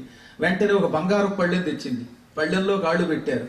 ఎత్తడి పళ్ళెమో మామూలు పళ్ళెమో కూడా పెట్టని ఈ రోజుల్లో బంగారు పళ్ళెం తెప్పించి ఆయన దగ్గర ఉంది కాబట్టి ఆ పళ్ళెంలో కాళ్ళు పెట్టించాడు. లక్ష్మీదేవి రుక్మిణీదేవి నీళ్లు పోస్తూ ఉంటే ఈయన కాళ్ళు కడిగాడు. సమస్త లోకాలు బ్రహ్మణ్య దేవుడి పాదాలు కడుగుతాయి, ఆయన ఈయన కాళ్ళు కడిగేటవాడు ఏ జన్మలో ఏ పుణ్యం చేసుకున్నాడు. కృష్ణుడి కాళ్ళు కడిగే అవకాశం వస్తే వదిలిపెడతారు ఎవరైనా? అటువంటిది ఆ పరమాత్ముడు ఈయన కాళ్ళు కడిగి ఆ నీళ్లు నెత్తిమీద చల్లుకున్నాడు. ఒళ్ళంతా చక్కగా విసిరికరతో విసిరాడు. చందనం పూశాడు. పూర్వం ఇంటికి వచ్చిన వాళ్ళందరికీ పూర్వం పిలకలను ఉండేవారండి. పిలకలో పువ్వు పెట్టాలి కాబట్టి పువ్వు పెట్టాడు. ఇప్పుడు పిలకలో బదులు చెవులో పువ్వులు పెడుతున్నారు. మొత్తం మీద పిలకలో పువ్వు పెట్టి గోవు దానం ఇవ్వకుండా మాట్లాడకూడదు కనుక ఒక గోవు కూడా దానం ఇచ్చి అప్పుడు ఆయన పక్కన కూర్చున్నాడు. రుక్మిణీదేవిని నువ్వు విసురన్నట్ట. ఆవిడ విసిరింది. ఆవిడేం కసురుకోలా, ఎందుకంటే తన భర్త ఎటువంటి వాడో తెలుసు గనక. ఆవిడ విసురుతూ ఉండగా అతని చేతిని తన చేతిలోకి తీసుకున్నాడు. అది అద్భుతమైన భావన. ఆ తర్వాత తాంబూలం కూడా నోట్లో పెట్టి, మిత్రమా ఎన్నాళ్ళయింది నిన్ను చూసి, మన ఇద్దరం గురుకులంలో 64 రోజులు కలిసి చదువుకున్నాం. పరమపూజ్యుడు గురువు అంటే సాందీపని మాత్రమే, గురు శబ్దానికి అర్హుడాయన. అవ్యయమైన ఆనందం అందజేయు గురువు అన్నాడండి కృష్ణుడు. అవ్యయమైన ఆనందాన్ని ప్రసాదించి అజ్ఞానం అనే చీకటిని తొలగించిన గురువు స్వయముగా కృష్ణుడు సాందీపని ఇక్కడ పొగిడాడు. తివిరి అజ్ఞాన తిమిర ప్రదీపమగుచు. మనలో అజ్ఞానం అని ఒక చీకటి ఉన్నది. ఎవరు చెప్పినా వినరమాట. నేను చచ్చినా విన్నట్టు, అడిగి సత్యాక వినేదే ఉంది, బతుకున్నప్పుడే వినాలి. కానీ ఎవరి మాట వినకుండా తన మూర్ఖత్వంతో తనకి తెలిసినదే శాస్త్రమని భావించేటటువంటి అజ్ఞానాన్ని చీకటితో పోలుస్తారు. దాన్ని తీసి అవతల పారేసి జ్ఞానం అనే జ్యోతిని వెలిగించే మహాత్ముడు మన గురువు. ఆయన పాఠం చెబుతూ ఉంటే ఎంత ఆహ్లాదంగా ఉంటుంది, మూర్ఖుడు కూడా వింటాడు. అసలు ఆయన కంఠ అంత మధురంగా ఉండేదిట. ఆయన పాఠం చెబితే అది కూడా పాట పాడినట్టు ఉండేదిటండి. పూర్వం మహాత్ములు మధురమైన కంఠస్వరంతో పలికేవారు. అంతటి మహాత్ముడు ఆయన. ఆయన దగ్గర చదువుకున్న రోజులు గుర్తున్నాయా? ఇక్కడ కాలక్షేపాని కోసం కృష్ణుడు ఇవన్నీ చెప్పడంలా. అసలు రహస్యం చెప్పమంటారా? శ్రీకృష్ణుడు ఇవన్నీ ఎందుకు చెప్పాడో మనకి తర్వాత అర్థమవుతుంది అనమాట. మిత్రమా, 64 రోజులు చదువుకుంటున్న రోజుల్లో ఒక రోజున గురువు గారి భార్య గురువు గారు లేని సమయం చూసి సాయంకాలం చీకటి పడ్డానికి 1 గంట 2 గంటల ముందు మన ఇద్దరినీ పిలిచింది. కుచేల, శ్రీకృష్ణ అడవికి వెళ్ళి దర్భలు, సమిధలు ఇలాంటి పళ్ళు తీసుకురండి, రేపు మన ఇంట్లో యజ్ఞం ఉంది అన్నది. అప్పుడు గురువు గారు లేరు. మన ఇద్దరం అమ్మగారి మాట ప్రకారం అడవికి బయలుదేరాం. అసలే సాయంకాలం. ఇద్దరం చేతులు పుచ్చుకొని మనిద్దరం కేకారణ్యంలోకి వెళ్ళాం. ఇంతలో వాతావరణం అంతా మారిపోయింది. ఎప్పుడు వర్షం వస్తుందో తెలియదు. ఇప్పటికి కూడా కాశీలో హఠాత్తుగా మారిపోతుంది వాతావరణం. అప్పటిదాకా ఎండ ఉంటుంది, ఇంతలో ఢామ్ ఢామ్ అనే శబ్దంతో వర్షం వస్తుంది. అక్కడ వర్షం వచ్చిందిట. ఘుమఘుమారావ సంకుల ఘోర జీమూత పటల సంచన్నాభ్రభాగమొగుతూ చటుల ఝంఝానిలోత్కట సముద్ధూత నానావిధ జంతు సంతానమొగుతు చండ దిగ్వేదండ తొండ నిభాఖండ వారిధారా పూర్ణ వసుధమొగుతు విద్యోతమానోగ్రఖజ్యోత కిరణ చిద్విచ్యుచ్యుతిచ్చట విభవమొగుతు అడరి జడిగురియంగ ఇనుడస్తమింప భూరి నిరంత్ర నివిడాంధకారమేచి సూచికా భేద్యమై వస్తుగోచరం బుకాని ఎట్లుండ మనము నవ్వానదడసి. ఇంతలో హఠాత్తుగా ఆకాశం అంతా నల్లని దట్టమైన మేఘాలు అలుముకున్నాయి. కారు మేఘం అంటే కారు అంటే నలుపు. నల్లని వర్షాకాలపు మేఘాలు అలుముకున్నాయి. ఆ మేఘాలు అంతలోనే ఆకాశం అంతా సాంద్రమైపోయి బాగా అలుముకున్నాయి. అందులోంచి మెరుపు తీగలు మెరవడం మొదలుపెట్టాయి. ఉరుములు ఉరవడం మొదలయ్యింది. పిడుగులు ఢామ్ ఢామ్ అనే శబ్దంతో నేల మీద పడ్డాయి. చెట్ల మీద ఉండే ఈ పిట్టలు, ఈ కాకులన్నీ కూడా హడిలిపోయి ఈ శబ్దాలు తట్టుకోలేక కీచు బాచుమని అరుస్తూ అటు ఇటు పరిగెత్తడం, ఎగరడం మొదలుపెట్టాయి పిట్టలు. అంతలోనే ఏనుగులు తమ తొండంతో కురిపిస్తూ ఉంటే నీరు ఎంత వేగంగా వస్తుందో అంత వేగంగా ధారగా వర్షం కురిసింది. ఆ వర్షంతో చెట్లు కూలిపోయాయి. నేలంతా ఎక్కడ నీరుందో, ఎక్కడ గొయ్యుందో, ఎక్కడ నేల ఉందో తెలియకుండా ఇది మిర్రు, ఇది పల్లం, ఇది నుయ్యి, ఇది గొయ్యి అనే తేడా లేకుండా అంతా ఒక మహాసముద్రం అయిపోయింది. ఆ భయంకరమైన వానలో మనం తడిసిపోయాం. ఆ తడిసిపోతున్నప్పుడు మనిద్దరం తప్పిపోతామేమోనని మెరుపుల కాంతిలో ఒకరి చేతిలో ఒకరు మాత్రం గట్టిగా పట్టుకున్నాం. అక్కడ మనిద్దరం ఒకళ్ళ చేతిలో ఒకళ్ళు విడిచిపెట్టకుండా పట్టుకున్నాం. ఒక్కొక్కప్పుడు నువ్వు గోతిలో పడిపోతే అప్పుడు నేను నా చేతితో గట్టిగా పైకి లాగేవాడిని, నే గోతిలో పడితే నువ్వు లాగేవాడివి. ఆ ఘటనంతా నీకు గుర్తుందా? అలా రాత్రంతా చలిలో గజ గజ వణిగిపోతూ తిండి లేక తెగ ఏడ్చాం. తెల్లవాళ్ళు తిరిగాం అన్నమాట. బెస బెస ఎప్పుడు బెసరెడ్డి వల్లి చేత వడకు విడువక మనము పసజడి మార్గముగా నక మసలితి మంతటను అంశుమంతుడు పడిచెన్. ఎప్పుడు అంతకంతకి చలిగాలి వేస్తూ ఉంటే ఆ చలి తట్టుకోలేక ఒకళ్ళొకళ్ళు గట్టిగా పట్టుకుని ఓహోహో ఓహోహో అనుకుంటూ ఎక్కడికి వెళ్ళాలో తెలియక, దారికి తెలియక, అసలే రాత్రిపూట అందులో అడవిలో దారి ఏం తెలుస్తుంది, తెగ తిరిగాం. ఎలాగో బతికి పట్టగట్టాం. ఒక్కొక్కప్పుడు మన మీద నుంచి పాములు కూడా వెళ్ళిపోయాయి. ఈలోపు అక్కడ ఇంటికి వచ్చారు గురువుగారు. ఏరి పిల్లలు అంటే అడవికి పంపారు అందుట. నీకేమన్నా గుర్రం ఉందా? చీకటి పడేటప్పుడు అడవికి ఎలా పంపావు? పాపం అసలే పిల్లలు వాళ్ళు లేకపోతే నేను బతకగలనా? నా పిల్లలంతా నా సొంత పిల్లలు అని పాపం ఆ చీకట్లో ఆయన బయలుదేరాడు. తెల్లవారులు వీళ్ళలాగా ఆయన కూడా వర్షంలో తడిసిపోయేట. అలా ఉండేవారు గురువులంటే. గురువులకి శిష్యులకి అనుబంధం అది. మన దేశం అటువంటిది. ఆయన తెల్లవారులు తిండి లేకుండా కృష్ణ కుచేల అంటూ తిరుగుతూనే ఉండేవాడు. ఆయన కుచేలుడు అసలు పేరు సుధాముడు. బట్టలు చిరిగిపోయి సరిగ్గా లేకపోవటం వల్ల కుచేలుడు అని పేరు వచ్చింది. చేలము అంటే వస్త్రం అని అర్థం. ఆయన బట్ట మరి ఎక్కువ అంటే చెడ్డ అని అర్థం అనమాట. చెడ్డ వస్త్రం, కంపుగొట్టు వస్త్రం, చిరుగు వస్త్రం కనుక ఆయనకి కుచేలుడు అని పేరు వచ్చింది. సరే, గురువుగారు కూడా మన కోసం వెతికాడు.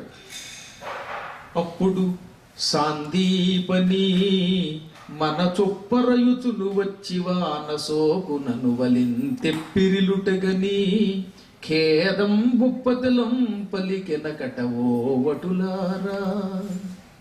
తెల్లవారేవాడు పక్షులు కలకల కూస్తూ ఉన్న సమయంలో సాందీపని గారు మన కోసం వెతుక్కుంటూ వచ్చి సరిగ్గా సూర్యుడు ఉదయించే సమయానికి మనల్ని పట్టుకుని మనల్ని చూచి నోట మాట రాక గద్గద కంఠంతో నాయనా అని ముందు కౌగులించేసుకుని ఒక్క 5 నిమిషాలు కంఠస్వరం ఖిన్నమైపోగా కన్నీళ్లు గార్చి అతి కష్టం మీద కంఠాన్ని సవరించుకుని అన్నాడు, నాయనలారా బతికారు. మీ ఇద్దరూ రాత్రి వర్షంలో ఏమైపోయారో అని ఎంతో బెంగ పెట్టుకున్నాను. మీరే కనుక లేకపోతే నేను చచ్చిపోయేవాడిని. నా పూర్వజన్మ సుకృతం వల్ల, మీ తల్లిదండ్రుల పుణ్యం వల్ల మీరు హాయిగా ఉండడం చూశాను. నా కోసం ఎంత కష్టపడ్డారా. అమ్మగారు చెప్పారనుకో, మరి గురువుగారు వచ్చాక వెళతామనొచ్చు కదా అన్నారు. మీరు ఎప్పుడు తల్లి మాట తండ్రి మాట సమానంగా భావిస్తారు. మేమే మీ తల్లిదండ్రులుగా భావించటం వల్ల గురువుగారు తండ్రిగా, గురుపత్రి తల్లిగా భావించి ఆవిడ మాట ప్రకారం చీకట్లో అడవికి బయలుదేరారా. పోన్లే, దైవానుగ్రహం వల్ల బ్రతికారు అని అప్పుడు ఆయన అన్నాడు, కటకట ఇట్లు మా కొరకుగా చనుదెంచి మహాటవిన్ సముత్కట పరిపీడనుంది తిరి కావున శిష్యులు మారుణంబు నీగుటకిది కారణంబు సమకూరెడిపోయట మీద మీకు విస్ఫుట ధనబంధుదార బహుపుత్ర విభూతి జయాయురున్నతుల్. ఇది ఒక అద్భుతమైన ఘట్టం. కృష్ణుడు ఏమంటాడు ఇప్పుడు? గురువుగారు మనల్ని చూచి, అయ్యో ఎంత బాధపడ్డారా, నా కోసం అడివంతా తిరిగారు, తిండి లేక బాధపడ్డారు, చావు అంచుదాకా వెళ్ళి తిరిగి వచ్చారు, ఎంత బాధ ఏ శిష్యులు పొందలేదు, కాబట్టి గురువుగారి రుణం తీర్చుకున్న గొప్ప శిష్యుడిగా మీకు ఒక బిరుదు ఇస్తున్నాను, నా తపశ్శక్తి ధారపోసి మిమ్మల్ని దీవిస్తున్నాను, గురువు యొక్క రుణము తీర్చుకున్న శిష్యులకి ఇలాంటి శుభాలు కలుగుతాయి అని ఆయన ఏమన్నట్ట, ముందుగా మీకు విస్ఫుట ధనం కలుగుగాక. ధనం ఉంటే బంధువులు వాళ్ళంతా వాళ్ళే వస్తారు. డబ్బు ఎప్పుడు ఉంటే అప్పుడే బంధువులు వస్తారు. డబ్బులు లేకపోతే ఒక్క బంధువు కనపడతాడు, మళ్ళీ రా బంధులే కనపడరు. కాబట్టి బంధు, దార భార్య, బహుపుత్ర సంతానం కూడా కలుగుగాక, విభూతి అన్ని రకాలుగాను జయము కలుగుగాక, ఉన్నతి కలుగుగాక అని దీవించాడు. గుర్తుందా గురువుగారి దేవన అంటే? ఇప్పుడు ఏం చెప్పాడు ఆయన? గురువుగారు మనకి ధనము, బంధువులు, భార్య, పిల్లలు, ఐశ్వర్యము, జయము, ఔన్నత్యము కలుగుతాయని దీవించాడు. గురువు గారి దేవన అసత్యం కాదు, అందుకే గురువు దేవన ఫలించి ఇప్పుడు ఇక్కడికి వచ్చావు. ఆ గురువు దేవనతో జగద్గురువు దగ్గరికి వచ్చామని చెప్పడానికి ఇంతగా చెప్పాడే. గురు కటాక్షం అని చెప్పడానికి, చెప్పకుండా చెప్పడం అంటారు. ఇందులో నీకు ఒక్క ధనం లేదు, బంధువులు లేదు, దానం ఉన్నది, బహుపుత్ర, ఇది నీకు గ్యారంటీగా ఉంది. ఇక మిగతావి కావాలి. అందుకే గురువు గారి యొక్క అనుగ్రహంతో ఇప్పుడు నా దగ్గరకు వచ్చావు అంటే చెప్పకుండానే ఎప్పుడూ గురువు గారి రుణం తీర్చుకోవాలి, గురు కటాక్షం పొందాలి. ఆ గురు కటాక్షం ఏదో ఒకనాడు అనుగ్రహిస్తుంది, వాళ్ళు కాకపోతే రేపైనా సరే. గురువుల దేవన వ్యర్థంగా పోదంటే వ్యర్థము కావు పెద్దల దేవనములు అని చేస్తాం. ఇదంతా చెప్పగానే వెంటనే కుచేలుడు అన్నాడు, మిత్రమా, గురువు గారి దగ్గర ఉన్నప్పుడు ఎన్ని లీలలు చేశామో నాకు తెలుసు, అవన్నీ ఒక పక్కన పెడదాం. అంతటి మహాగురువు దగ్గర చదువుకోవడం యోగం, కానీ గురువు నువ్వు అంటున్నావే, అసలు గురువు ఎవరు నీకు? గురువులకు నువ్వు త్రిజగ గురుడవు నీవ, గురువులకే గురువువి, త్రిజగాలకే గురువువి. ఏదో లోకంలో పుట్టావు కనుక మానవుడిగా గురు శిష్యన్యాయలీల కొలిచితి వేడక. గురు శిష్యన్యాయం అనేది లోకానికి చూపించడానికి గురువు దగ్గరికి చేరావు తప్ప నీకెవరు గురువు? అన్ని శాస్త్రాలకి పుట్టినిల్లు నీవు, నీవే జగద్గురువు. కృష్ణం వందే జగద్గురువు అని లోకమంతా నిన్ను కీర్తిస్తుంది. కానీ భూమి మీద పుట్టాక ఎవడైనా గురువు దగ్గరికి వెళ్ళి చదువు నేర్చుకోవాల్సిందే, ఎంత గొప్పవాడైనా కింద కూర్చుని వినవలసిందే అని ఒక నియమం ఉన్నది కనుక నువ్వు సాందీపని దగ్గరికి వెళ్ళి విద్య నేర్చుకున్నావు. నీ సంగతి నాకు తెలుసు, నువ్వే పరమాత్మవి అనగానే అంతా బాగానే ఉంది, నా దగ్గరికి వచ్చినప్పుడు ఒట్టి చేతులతో రావు కదా, ఏం తెచ్చావన్నాడు. ఇక్కడే ఉంది ఇంకొక ఇటుకు కూడా, భాగవతంలో చెప్పలేదు కానీ గర్గ భాగవతం అని గర్గాచార్యులు వారు యాదవులకి పురోహితుడు ఆయన చెప్పాడు. ఓ రోజున గురువుగారి భార్య 3 గుప్పిళ్ళు అటుకులు వేయించి కొద్దిగా కారం ఉప్పు కలిపి, నాయనా కుచేలా, ఈ 3 గుప్పిళ్ళు అటుకులు నువ్వు కృష్ణుడు చెరిసగం పంచుకు తినండి అంది. ఈయన మంచి ఆకలి మీద ఉన్నాడు, బొత్తిగా 3 గుప్పిళ్ళు అటుకులు, మళ్ళీ ఇందులో కృష్ణుడికి భాగం ఏం పెడతామని ఆకలి వేసి కృష్ణుడికి చెప్పకుండా దొప్పటి ముసుగు కప్పుకుని, కొంతమంది దొప్పటి ముసుగు కప్పుకు తినేస్తారు రెండో వాడికి తెలియకుండా, అదో అదృష్టం. నాతో పాటు యాత్రకు వచ్చేవాడు శిష్యుడు, అస్తమానం అప్పటికర్తకి వెళ్ళేవాడు. ఏమిటంటే వాళ్ళ ఆవిడ ఆయనకి మైసూరు బాగా చేసి ఇచ్చింది, మళ్ళీ గురువు గారికి ఎక్కడ పెట్టాలో అని పైకి వెళ్ళి తినేసి కిందకి దిగేవాడు. అస్తమానం పైకి ఎక్కుతున్నావు ఏంటంటే ఏం లేదన్నాడు. ఓ రోజు నెత్తి మీద నుంచి టపా పట్టాయి మైసూరు బాగా మొక్కలు, ఉసూరు మంది ప్రాణం, అందుకని మైసూరు బాగా తినడానికి వీడు పైకి ఎక్కడని అర్థమైంది అనమాట. అలాంటి వాళ్ళు కూడా ఉంటారు మనకి పక్కన. కాబట్టి పాపం కుచేలుడు కూడా అలాగే దుప్పటి కప్పుకొని ఈ అటుకులు తినడం మొదలెట్టాడు. ఆయన నవ్వులుతూ ఉంటే శ్రీకృష్ణుడు సరిగ్గా సమయానికి వస్తాడు. ఆయన ఎప్పుడు ఎవరిని ఎలా పరీక్షించాలో తెలుసుగా దగ్గరకు వచ్చి, మిత్రమా ముసుగు కింద ఏం చేస్తున్నావు అంటే, జ్వరం వచ్చింది అందుకే పళ్ళు పట్టపట్టలాడుతున్నాయి, జ్వరం వచ్చినప్పుడు ఒక్కోసారి మనకి తెలియకుండా పళ్ళు కొట్టుకుంటాయి, అలా కొట్టుకుంటున్నాయి అన్నట్ట.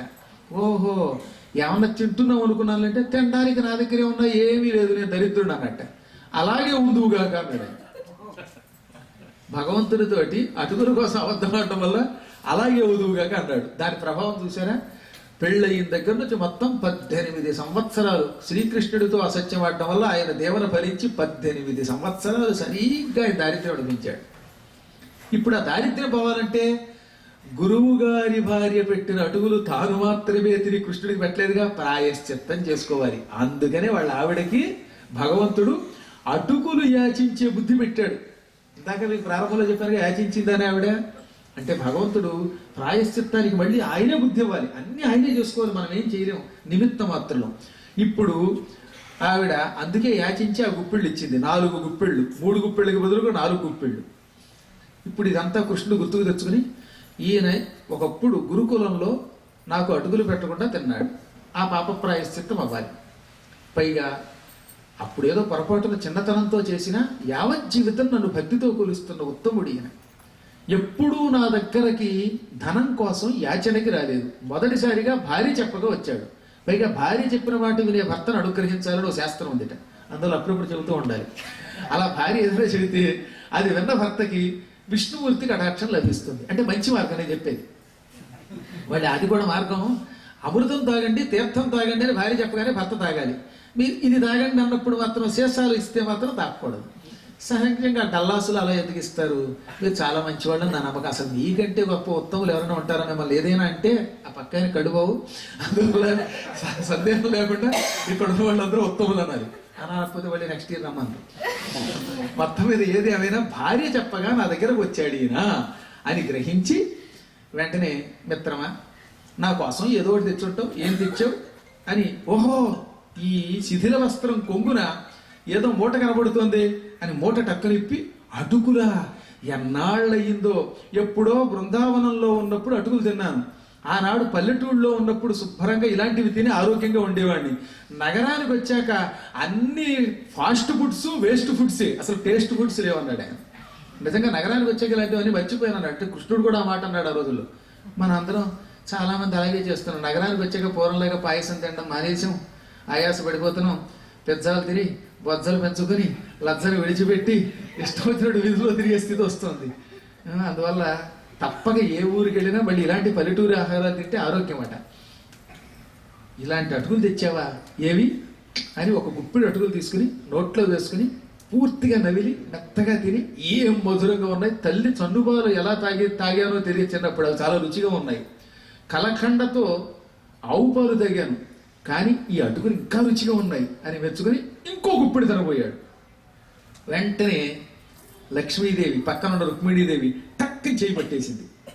చాలు లేవయ్య బాబు, ఆయన ఎప్పుడో నీకు గుప్పిడి అటుకులు పెట్టినందుకు ఇప్పుడు గుప్పిడి తిన్నావు, ఈ గుప్పిడు నువ్వు ప్రేమతో తినడం వల్ల ఎప్పటికీ అతనికి అష్టైశ్వర్యాలు ఇచ్చేసాం మనం. ఇప్పుడు 2వ గుప్పిడి తిన్నాం అనుకో ఇక మన దగ్గరే ఉండదు, మనం ఇంట్లో అన్ని సరుకులు ఊడిచిపెట్టబడతాయి. అంటే మన సంపద కూడా అతనికి ఇచ్చేస్తాం, మనం పేదవాళ్ళం అయిపోతాం. తనను మారిన ధర్మం పనికిరాదు, ఎక్కువ ఇవ్వకూడదు, ఇప్పటికి చాలు అని. అంటే భగవంతునికి మనం భక్తితో ఇంత పెడితే చాలు. అందుకే భక్తి కలుగు కూడు పట్టెడైనను చాలు. అది లేనప్పుడు కొండంత పెట్టినా ఆయనకు ఉపయోగం లేదు. ఈ పట్టెడుకే అన్నీ అక్కడ అట్టి పెట్టేట ఆయన. ఎంతకంటే మరొక గుప్పిడి తింటే మనం ద్వారక విడిచిపెట్టి ఇద్దరం ఆయనకి సేవ చేస్తూ ఆయన దగ్గరే ఉండాలి, మన సంపదలు కూడా ఆయనకు వెళ్ళిపోతాయి. అప్పటికి మనం ఎవరికి ఏమి ఇవ్వలేము. ఆ పెయ్యి అని చూపులతో ఆపిందిట. భార్యాభర్తలు ఇద్దరు సైగలతో ఒకళ్ళకొకళ్ళు అలా చేసుకోవాలి.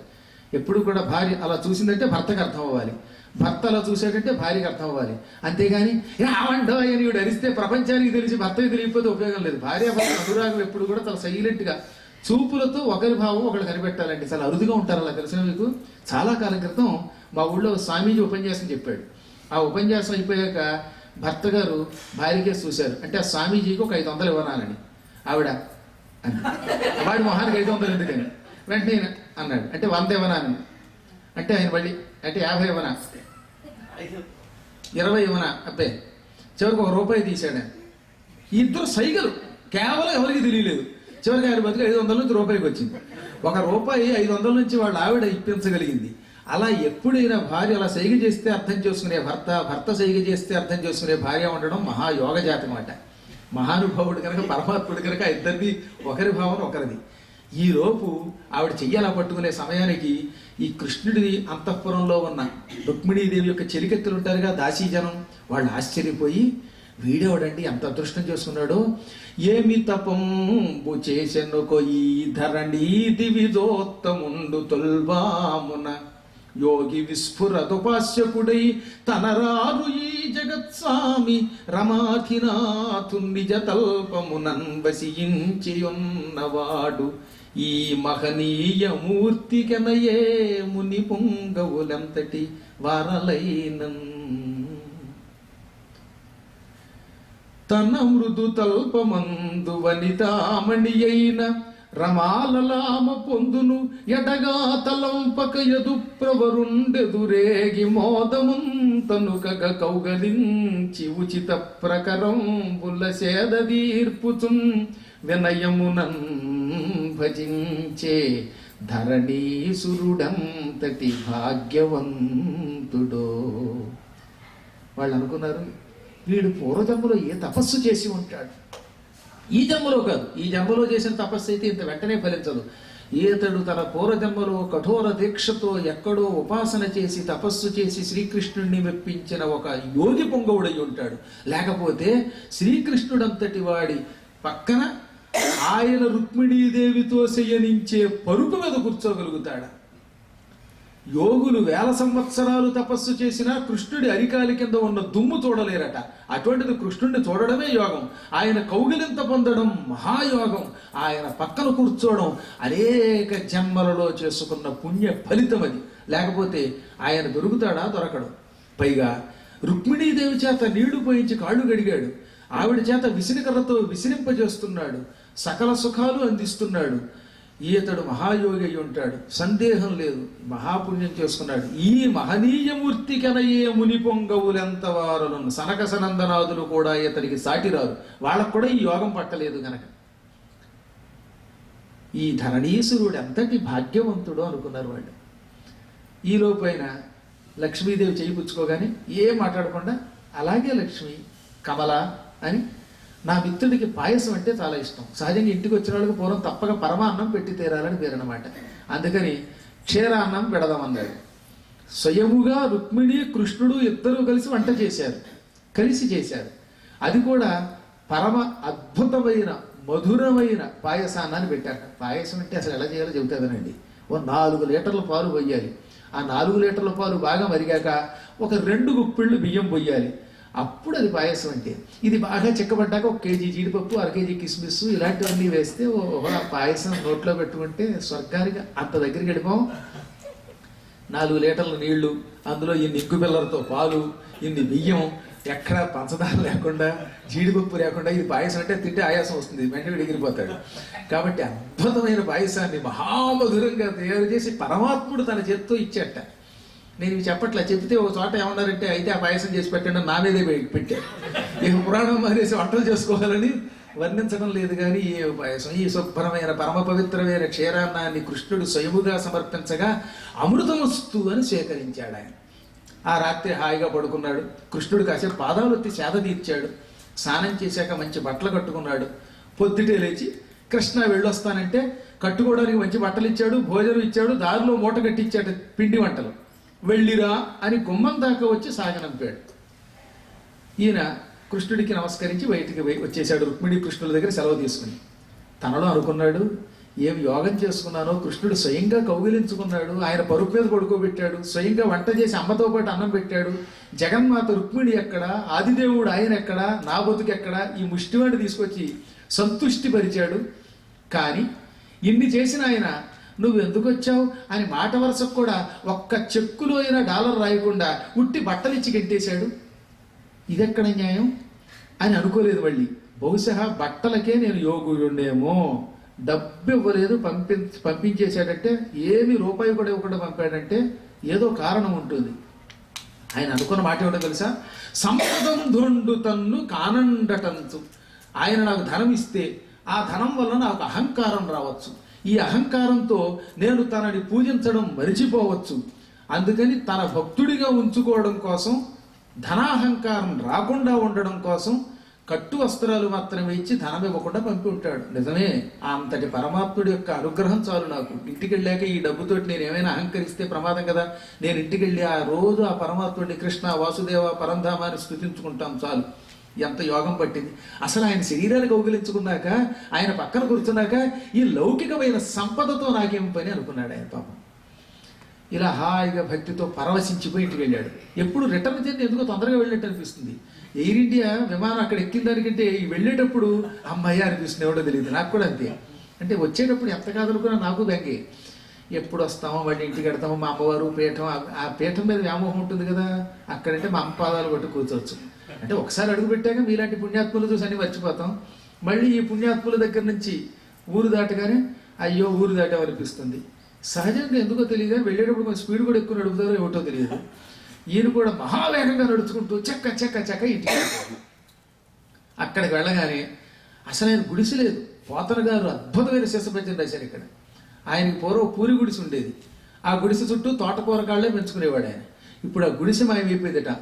భాను చంద్ర ప్రభాభాసమాన స్వర్ణ కాంతోపలోపల సౌధములను కలకంఠ సుఖ నీలకంఠ సముత్కంఠమానిత కూజితోద్యానములను.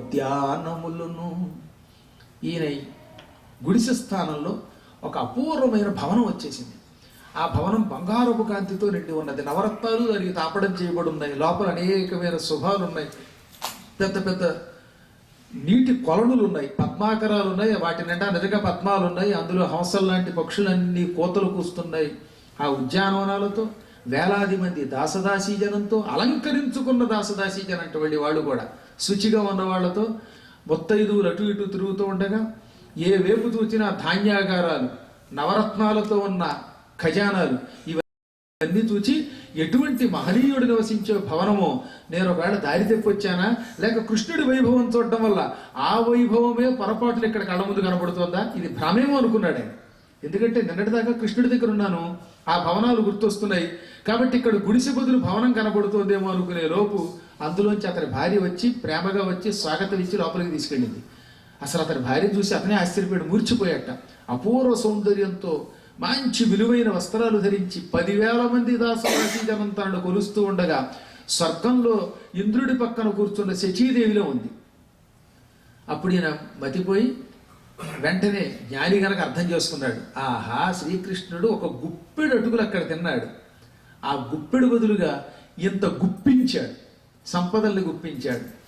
నాకు చేతికిచ్చి పంపించలేదు ఆయన. కొంతమంది అలా చేస్తారు, వాడు చేతికి ఇస్తే మళ్ళీ కష్టమేమో, వీడు మోసుకెళ్ళడం కష్టమేమో, చిక్కులు వస్తాయేమో అని నన్ను అక్కడ కౌగలించుకుని గుప్పెడు అటుకులు తిని ఇంత సంపద ఇక్కడ కురిపించాడు, ఏమి కరుణ ఏమి కరుణ అనుకుని వెంటనే లోపలికి రాగానే ముందు ఈశాన్యం దిక్కుకెళ్ళి పూజా మందిరంలో అడుగుపెట్టి శ్రీకృష్ణుడి ప్రతిమని బంగారంతో తయారు చేయించి అందులో ప్రతిష్ఠించి అప్పుడే తక్కిన గృహప్రవేశం చేసేట. ఏనాడు ఆహారము కంటే అంటే తాను కడుపు నిండా తినడానికంటే మించి ఖర్చు పెట్టకుండా మిగతా ధనాన్ని లోకశ్రేయస్సు కోసం, విద్యా వ్యాప్తికి, రైతుల చేత వ్యవసాయం చేయించడానికి ఎప్పుడు కృషి చాలా గొప్పది. యుద్ధ విద్యలు నేర్పడానికి, అర్ధ విద్యలు నేర్పడానికి, విద్యను నేర్పడానికి ఉపయోగించాడు. ఆయన మాత్రం పిడికెడన్నమే తిన్నాడు, కట్టుకున్న గుడ్డలతోటే సంతృప్తి పొందాడు, నిరంతర శ్రీకృష్ణ భజన చేశాడు. ఎంత డబ్బుతో ఆయన పెట్టిన గురుకులంలో ఆయన బతికొండగానే 3 లక్షల మంది విద్యాభ్యాసం చేశారట. అంటే సంపదని అంత సద్వినియోగం చేశాడు ఆయన. ఆ తర్వాత శరీరం విడిచిపెట్టాడు. ఈ కథని సుఖయోగేంద్రుడు పరీక్షితుకు చెప్పి, చూశావా మైత్రి భక్తి అంటారు. ద్రుపదుడు ద్రోణాచార్యుడు ఏకంగా 12 సంవత్సరాల కాలం కలిసి చదువుకున్నారు, 12 ఏళ్ళు. కానీ ద్రుపదుడు ద్రోణాచార్యుడి దగ్గర సెలవు తీసుకుంటూ, మిత్రమా ద్రోణాచార్య, నాకు నీకు 12 ఏళ్ల బంధం ఉన్నది, మన ఇద్దరం కలిసి చదువుకున్నాం, రేపు పొద్దున్న నేను మహారాజు అవుతున్నారు పాంచాల దేశానికి, నీకు ఏదైనా ఉద్యోగం కావాల్సి వచ్చినా ధనం కావాల్సి వచ్చినా నా దగ్గరికి రా, మొహమాటం లేకుండా ఇస్తాను అన్నాడు. అలాగే పాపం ద్రోణాచార్యుడు అన్నాడు. సరే, కొంతకాలానికి ద్రుపదుడు రాజు అయ్యాడు. ద్రోణాచార్యుడికి పెళ్ళయింది. కృపాచార్యుడి చెల్లెలు కృపిని పెళ్లి చేసుకున్నాడు. అశ్వత్థామ పుట్టాడు. అశ్వత్థామ చిన్నప్పుడు ఆవు పాల కోసం ఏడిస్తే ఇంట్లో ఒక ఆవు లేక నా మిత్రుడి దగ్గరికి వెళితే ఆవు ఇస్తాడని బయలుదేరి వెతుక్కుంటూ వచ్చాట ద్రోణాచార్యుడు ద్రుపదుడి దగ్గరికి. ద్రుపదుడు సింహాసనం మీద ఉండగా, మిత్రమా మన ఇద్దరం 12 ఏళ్ళు కలిసి భరద్వాజ మహర్షి దగ్గర చదువుకున్నాం కదా, కాబట్టి నాకు నీ సహకారం కావాలి, నువ్వు కూడా స్వయంగా వస్తే ఏదైనా చేస్తానన్నావు, ఎక్కువ అక్కర్లా, నాకు కొన్ని గోవులు, ఒక్క గోవు ఇస్తే మా అబ్బాయికి పాలు పోసి పెంచుతాను అన్నాడు. ఇన్నేళ్లు చదువుకున్న ద్రౌపదుడు ఏమన్నాడు తెలుసా? ముష్టెత్తుకునే బ్రాహ్మడికి, సింహాసనం మీద కూర్చున్న క్షత్రియుడికి వచ్చిన స్నేహమా, డబ్బున్నవాడికి పేదవాడికి స్నేహమా, బలం కలిగిన వాడికి లేనివాడికి స్నేహమా, ఇంకోసారి ఎప్పుడన్నా నన్ను మిత్రుడన్నావంటే తంతాను అని పిలక పట్టుకుని నిలిచేశాడు బయటికి. సింహాసనం ఎక్కాక నీకు ఏది కావాలంటే ఇది ఇస్తానన్నవాడు ఐశ్వర్యం రాగానే, పదవి రాగానే అన్నీ మర్చిపోయి మెడబట్టు కట్టాడు. ఆ అవమానం తట్టుకోలేక ద్రోణుడు నీ సంగతి చూస్తానని శపథం చేసి అర్జునుడికి విద్య నేర్పి అర్జునుడి ద్వారా మళ్ళీ ద్రౌపదుడిని బంధింపజేసి విడిచిపెట్టాడు. మళ్ళీ ద్రౌపదుడికి కోపం వచ్చింది. మళ్ళీ ఏం చేశాడు? నన్ను బంధించాడు గనక ద్రోణాచార్యుడు వాడిని చంపే కొడుకు అర్జునుడికి భార్య అయ్యే కూతురు కావాలని యజ్ఞం చేసి యజ్ఞగుండంలోంచి దృష్టద్యుమ్నుడిని ద్రౌపదిని కన్నాడు. ద్రౌపది పాండవులకి భార్య అయింది. దృష్టద్యుమ్నుడు ద్రోణాచార్యుడికి మృత్యువయ్యాడు. ఇది తెలిసినటువంటి ద్రోణుడు మళ్ళీ ఏం చేశాడు? పరశురాముడిని ప్రార్థించి నా కొడుకు అశ్వత్థామ ద్వారా ఆ ద్రోణాచార్యుడి యొక్క కొడుకు దృష్టద్యుమ్నుడు వాడు చచ్చిపోవాలి, ద్రౌపదుడి యొక్క కొడుకు దృష్టద్యుమ్నుడు వాడు చావాలని మళ్ళీ ఆయన వరం పొందాడు. అంటే ఫ్యాక్షనిజం అంటే ఒక్కసారి ఆ ఇద్దరి మధ్యలో విరోధం వచ్చింది. కొడుకులు తరతరాలు అలా యుద్ధం చేసి చచ్చిపోయాయి. చూసారా? అంటే మైత్రీ బంధం దెబ్బతింటే ఎంత ప్రమాదం ఆలోచించండి. రాజు అయ్యాక ప్రవర్తించకూడని ప్రవర్తనలు అదొకటి.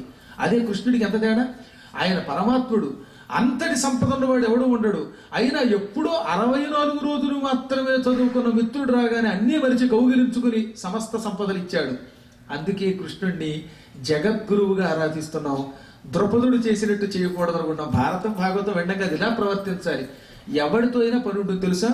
చివరికి సూదితో కూడా పని ఉంటుంది, గడ్డి పరకతో కూడా పని ఉంటుంది. ఎప్పుడు ఏ వస్తువుతో పని ఉంటుందో తెలియదు. అందుకని సాధ్యమైనంత వరకు ఎవరిని అవమానించకూడదు. ఒక్కసారి మనం ఎవరినైనా తెలియక తోలనాడితే, అవమానిస్తే దాని ఫలితం అనుభవిస్తాం. తెలియక అందరం చేస్తాం ఎప్పుడో ఒకప్పుడు. నేను తాగున్న చిన్నప్పుడు బాగా తెగ చదువుకున్న పాండిత్యం వల్ల, బాల్యం కదా, ఎవడైనా తప్పు చదివితే ఆన్ ది స్పాట్ వెంటనే వేదిక మీద తప్పు అనేవాడిని. తెలియని తనం అది బాల్యం. అందుకే బాల్యంలో ఎక్కువ విద్య వస్తే కూడా ఒక్కొక్కప్పుడు ప్రమాదం. కానీ ఎక్కువ కాలం లేదు, 2 సార్లు అలా అనగానే మా నాన్నగారు పక్కకి పిలిచి, వారి పిచ్చివాడా, భగవంతుడికి తప్పు అక్కర్లా, ఎవరిలో అయినా తప్పు ఉంటే పక్కకి పిలిచి ప్రేమగా చెప్పు. నీ పాండిత్య బలంతో అవతలాడు పడగొడితే వాడి విద్య దెబ్బతింటుంది, వాడు కోలుకోలేడు. ఒక్కొక్కడు అవమానంతో బాధపడి వాడి జీవితంలో పాడలేరు. ఒక్కోసారి పద్యాలు రాయడం మానేస్తారు. ఇది నా 8వ ఏట మా నాన్నగారు చెప్పిన బుద్ధి. అంతే, ఆ 8 ఏళ్ల వయసులో నాటుకుంది. ఆ రోజు నుంచి ఎవరిలో అయినా తప్పు ఉంటే వాళ్ళకి ఎదురుగుండా చెప్పకుండా స్టేజీ మీద ఉప్పు ఎక్కువ చేసేవాడిని, పొగిడేవాడిని. కిందకు వచ్చాక వాళ్ళు అడిగితే మాత్రమే దోషం ఉందని చెప్పేవాడిని. ఇతరుల దోషాన్ని అస్తమాటు వేదిక మీద మనం అన్నాం అనుకోండి, అవతల ఎలా బతుకుతారు? పైగా భగవంతుడి ఈ ఒక్క విద్యతోటే బతకటల్లా. మనం గుర్తుపెట్టుకోవాల్సింది ఏంటంటే, ఏ వేదంబు పఠించే లోత భుజగం వేశాస్త్రములు సూచి తానే విద్యాభ్యసనం వనర్చెకరి చెంచే మంత్రం ఊహించే బోధావిర్భావ నిధానముల్ చదువులయ్యా కావు మీ పాద సంసేవాసక్తి ఏకాక జంతు తతికిన్ శ్రీకాళహస్తీశ్వర అని తూర్చటి ఎప్పుడో చెప్పాడు. సాలిపురుగు ఏం చదువుకుంది? పాము ఏ శాస్త్రాలు చదువుకుంది? ఏనుక్కి ఏ మంత్రం వచ్చు? పాపం బోయేవాడు కన్నప్పకేమొచ్చు? ఇతరులకు చెప్పడానికి తాను చదువుకోవడం చాలా గొప్పే. కానీ కేవలం విద్యతోటే భగవంతుడిని పొందలేం భక్తితో తప్ప. కాబట్టి పాండిత్యము లేనంత మాత్రం చేత ఇతరులను మనం అధములుగా చూడకూడదు. అవతల వాడికి గొప్ప తెలివితేటలు లేకపోతే తక్కువగా చూడకూడదు, డబ్బు లేకపోతే తక్కువగా చూడకూడదు. ప్రతి ప్రాణిని ప్రేమించి వీలుంటే సాయం చెయ్యి. అతనిలో ఉన్న ఒక గొప్ప సుగుణాన్ని తీసుకుందామండి. అసలు అన్నిటికంటే సామాన్యుల్లో ఉండే సుగుణం ఎవరి దగ్గర ఉండదు. అస్సలు చదువు లేరు ఒక కుర్రాడు ఉన్నాడు తెలుసా నా దగ్గర, హనుమంతు అంటారు వాడి పేరు. నిజంగా ఆశ్చర్యం చెప్పమంటారా? ఓ రోజున వచ్చి అతను మాట్లాడుతూ ఉంటే అతని ఫోన్లో నా పద్యాలు మోగుతున్నాయి. సెల్ ఫోన్ రింగుటోన్గా నా పద్యాలు పెట్టుకున్నాడు. నేను భాగవతంలో, భారతంలో, పురాణాల్లో చెప్పినటువంటివన్నీ యూట్యూబ్లో ఉన్న వాటిల్లో ఘట్టాలన్నీ తీసి ప్రతి పద్యాలన్నీ అప్లోడ్ చేసి పెట్టాడు. 2000 పద్యాలు ఒక డివిడీగా చేసుకుని అదే వింటాడు అతను. అతనికి పాండిత్యం లేదు, కేవలం వ్యవసాయం చేస్తాడు. అందుకే నేను గోశాల పెట్టానంటే మా ప్రణవపేట తరపున ఆ గోశాలంతా అతనే చూస్తున్నాడు. ఇప్పుడు ఆ కుర్రవాడి దగ్గర అన్ని పద్యాలు కంఠస్థమే. వాడికి మామూలుగా చూస్తే పెద్ద చదువు రాదు, ఏదో వ్యవసాయం చేసుకుంటూ కొబ్బరికాయల వ్యాపారం చేసుకునే ఒక కుర్రవాడు అన్నమాట. నాకు ఆశ్చర్యం కలిగింది. ఇప్పుడు అటువంటి భక్తి గొప్పదా, కేవల పాండిత్యం గొప్పదా అంటే ఎంత ఆశ్చర్యకరం అది. అసలు నేను ఇన్ని పద్యాలు చదివానని, ఒక్కొక్క పద్యం ఒక్కొక్క రాగంలో ఉందని వాడికి తెలుసు, నాకంటే బాగా తెలుసు అనమాట. మహాత్ములైన వాళ్ళు ఇలాగే ఉంటారు. విద్య లేకపోయినా జ్ఞానం మీద పిపాస కలిగితే వాడు ఉత్తముడు అవుతాడు. అందుకని కుచేల చరిత్ర మనకి చెబుతున్నది ఏమిటంటే, సాటి ప్రాణిని ప్రేమించు, మైత్రి అనే ఒక బంధాన్ని కలిగించు. ఇదే ఉత్తమ లక్షణం. అసలు స్వర్గం నుంచి భూలోకానికి వచ్చిన వాళ్ళు ఎలా ఉంటారో తెలుసా? గురుదేవ ఋషి పితృప్రపూజనము. గురువుల్ని రోజు పూజిస్తున్నారంటే వాళ్ళు స్వర్గం నుంచి భూలోకానికి వచ్చి జన్మించిన పుణ్యాత్ములు. దేవతా భక్తి కలిగి ఉన్నారంటే వాళ్ళంతా స్వర్గం నుంచి భూమికి వచ్చిన వాళ్ళు. ఋషుల్ని పూజిస్తున్నారంటే పూజల ప్రపూజనం శ్రద్ధతో పూజిస్తున్నారంటే అటువంటి వాళ్ళంతా స్వర్గం నుంచి పుణ్యం క్షీణించగా భూలోకంలో పుట్టిన ఉత్తములు అన్నమాట. సద్గోష్ఠీ ప్రియత్వంబు, ఇలా సద్గోష్ఠి సత్సంగం చేస్తున్నారంటే మీరంతా అప్పుడప్పుడు సద్గోష్ఠి చేస్తున్నారని విన్నాను. సహస్రనామాలు పారాయణ చేస్తున్నారంటే మీరంతా తప్పక ఆ స్వర్గం నుంచి వచ్చిన ఉత్తములు అన్నమాట. సుస్థిర సత్యోక్తి, ఎప్పుడు సత్యం తప్ప అసత్యం పలకడం లేదంటే వాళ్ళు స్వర్గం నుంచి వచ్చిన వాళ్ళు. సమస్త భూతదయ్య, ప్రతి ప్రాణిని బతకనివ్వాలి మనం. లివ్ అండ్ లెట్ లివ్ అని ఎప్పుడో చెప్పారు, ఇవాళ కొత్తగా చెప్పలేదు అది. అందరినీ ప్రేమించాలి. మైత్రి, అందరితో స్నేహంగా ఉండాలి. సాధు సాంగత్యములు, సాధువులతో స్నేహం చేస్తే వాళ్ళ లక్షణం మనకు వస్తుంది. ఏ గూటి చిలక ఆ గూటి పొరుగులు పొరుగుతుంది. మనం రోజు బూతులు తిట్టుకుంటే మన ఇంట్లో పిల్లలకు కూడా బూతులే వస్తాయి. బాత్తుమే బూతుహే అవుతుంది.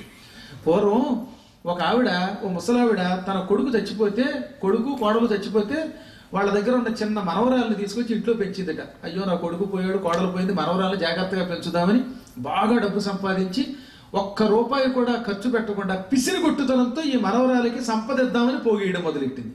మనవరాలు ఏదన్నా కొనమంటే కొనేది కాదట. దాంతో ఈ మనవరాలు గొడ్డు మండిపోయి మా బామ్మ ఎప్పుడు చచ్చిపోతుందో బాగుండు, పండు కొనదు, బంతి కొనదు అని రోజు బామ్మ చావాలని తిట్టుకునేది.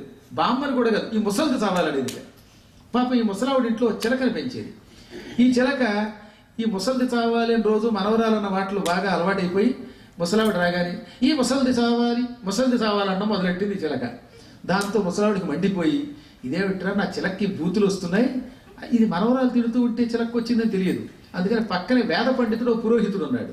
ఆయన ఇంటికి వెళ్ళి, ఏమండి పురోహితులు వారు, మా చిలక రోజు బూతులు నేర్చుకుంటుందండి, ఇంటికి వెళ్ళగానే ముసలిది చావాలంటోంది, ఎలాగండి చిలకని దారిలో పెట్టడం అంటే ఆయన అన్నాడు, నా దగ్గర ఒక చిలక ఉంది, నేను వేదాలు బాగా నేర్పాను, మా ఇంట్లో పిల్లలు చదువుకుంటున్న వేదాలన్నీ దానికి వచ్చాయి, మీ చిలకని మా చిలక దగ్గర కట్టేశారంటే మీ చిలక బాగుపడుతుందండి అన్నాడు ఆయన. వెంటనే ఈవిడ సంతోషపడిపోయి తన చిలక ఉన్న పంజరాన్ని పట్టుకొచ్చి ఈయన ఇంట్లో పెట్టింది. ఈ ముసలావిడ చిలక ఏమంది, మా ముసలిది చావాలి అంది. వెంటనే పంతులు గారి చిలక తథాస్తోంది. ఇంకా చూడండి ముసలావిడ కొళ్ళు పండిపోయి 2 చిలకలు అవతల మారేసింది.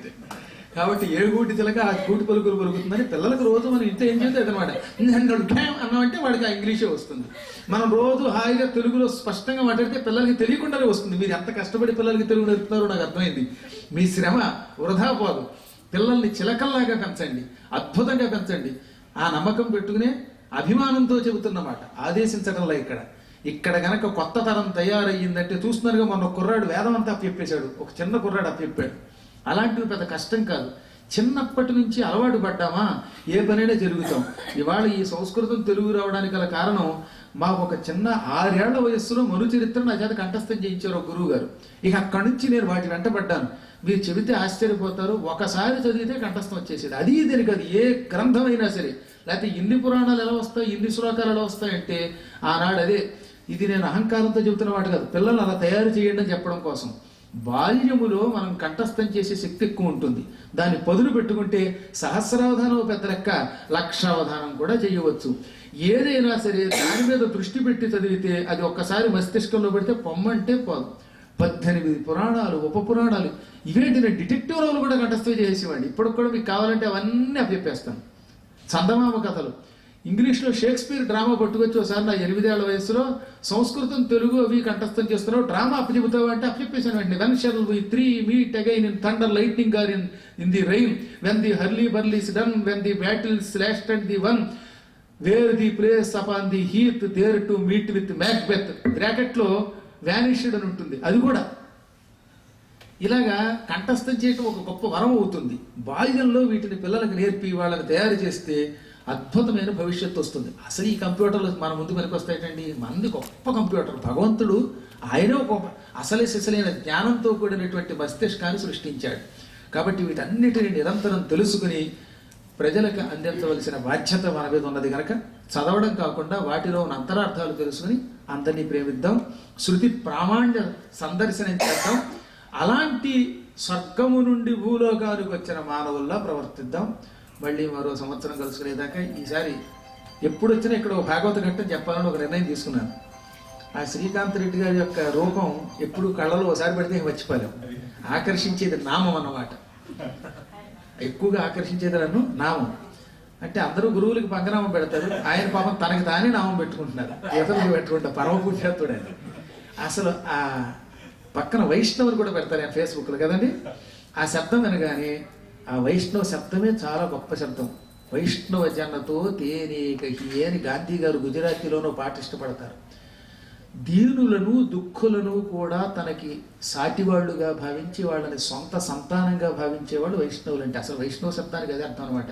ప్రతి ప్రాణిని ప్రేమించి అందరిలో వ్యాపకశీలుడైన పరమాత్మను చూసేవాడు. అసలు ఒకసారి ద్వేషం ఎవరి మీదనే వచ్చిందంటే వాడు వైష్ణవుడు అవడం. అంతటి స్థాయిలో ఆ మహాత్ముడు ఆ శబ్దాన్ని ప్రచారం చేశాడు. ఆయనతో పాటు శ్రద్ధగా విన్న మీకు, పాయసం పెట్టిన పుణ్యాత్ములకి, టీ ఇచ్చిన వాళ్ళకి అందరికీ కూడా చక్కగా రంగపతి అని నిన్న ఊపారేశారు ఆయన. చిన్నప్పుడు ఆయన పాటలు శ్రద్ధగా వినేవాళ్ళం మేము దూరదర్శన్లో. ఆ రోజుల్లో పారుపల్లి రంగనాథు, సురేఖ అనే పేరుతో వచ్చేవి కదండి. ఆ ఇద్దరు కలిసి చాలా పాటలు పాడేవారు, అవన్నీ వినేవాళ్ళం. అన్నిటికీ మించి ఇక్కడ మా అందరికీ గురుస్థానం ఇచ్చిన మహానుభావులు గణపతి సచ్చిదానంద స్వామి వారు. ఆయనకి ఆస్థాన విద్వాంసుడి. నేనంటే ఎంత ప్రేమ ఆయనకి. పెద్ద స్వామి చిన్న స్వామి కూడా అవధానాలు చేయించి ఎక్కడికి అక్కడికి వచ్చేసేవారు. నేను శ్రీశైలంలో ఉపన్యాసం చెబుతుంటే దత్త విజయానంద తీర్థ అక్కడికి వచ్చి కాసేపు కూర్చుని విని మెడలో రుద్రాక్షమాలు వేసేటారు. అలాంటి తండ్రి ఆయన. అందుకే ఎప్పుడైనా సచ్చిదానంద రూపాయి అని కృష్ణుడికి ఆయనకి అభేదం పాటిస్తూ శ్లోకం నేనే రాశా.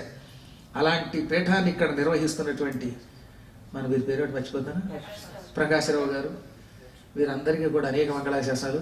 సుబ్రహ్మణ్యాలయం కట్టించిన మా పుణ్యాత్ములు ఐవి రావు గారు, కిందటి సంవత్సరం గురువు గారికి పొట్టుపోయిలో పొట్టుకూరినట్టుగా బలాత్కారంగా అన్నబెట్టించేది కళ్యాణి నాకు. మీరు మొహమాటం గురువు గారు, మీరు తినర నోట్లో పోసేసేది. ఆవిడ తాను తినడమే కాకుండా గురువు గారిని కూడా తనలా తయారు చేయాలని భోజనం పెట్టినటువంటి ఇలా అందరికీ కూడా. ఇంక నేను అందరి పేర్లు చెప్పకూడదు, అందరూ పరమభక్తులు. మరొక్కసారి అనేక మంగళాశాసనాలు. హరి ఓం తత్సత్.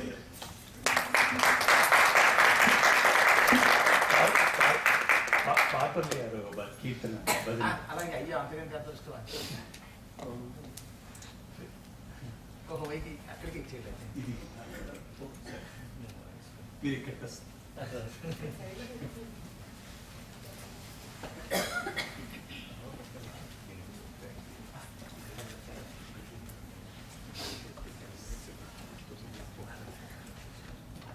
వారి గుడికి కూడా వెళ్ళి కట్టేయకుండా వెళ్ళొచ్చేసారు. రంగ పెట్టి ఎక్కువ ఇష్టం. అదే వినిపించేది, మిగతావన్నీ ఎప్పుడు కట్టేది.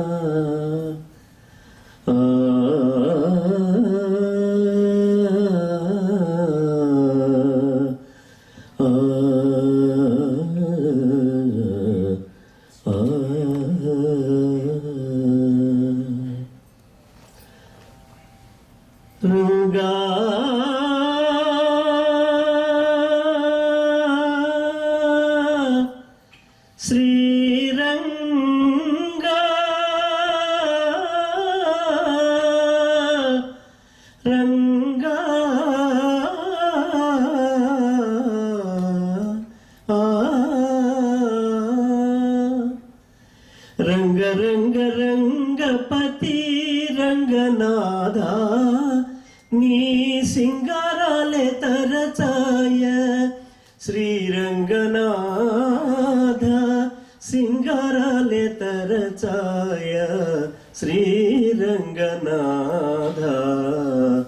రంగ రంగ రంగపతి రంగనాథ నీ సింగారాలే తరచాయ శ్రీరంగనాథ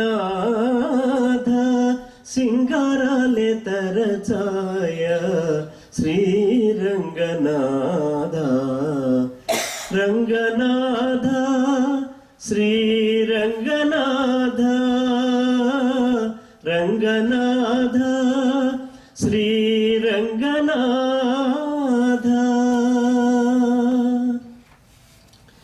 పటపగలే మాతో పలచగనవ్వేవు ఒట్టులేల పెట్టుకునేవో రంగనాథ పటపగలే మాతో పలచగనవ్వేవు ఒట్టులేల పెట్టుకునేవో రంగనాథ వట్టి మాకులిగిరించు వడిని మాటలు వింటే వట్టి మాకులిగిరించు వడిని మాటలు వింటే రట్టడివి మేర మీరకు రంగనాథ రంగనాథ శ్రీ రంగనాథ రంగ రంగ రంగపతి రంగనాథ నీ సింగారాలే తరచాయ శ్రీరంగనాథ సింగారాలే తరచాయ శ్రీరంగనాథ రంగనాథ శ్రీరంగనాథ రంగనాథ శ్రీరంగనాథ కావేరి రంగమున కాంతపై పాదాలు చాచి రావు పువ్వు ఎక్కడికి రంగనాథ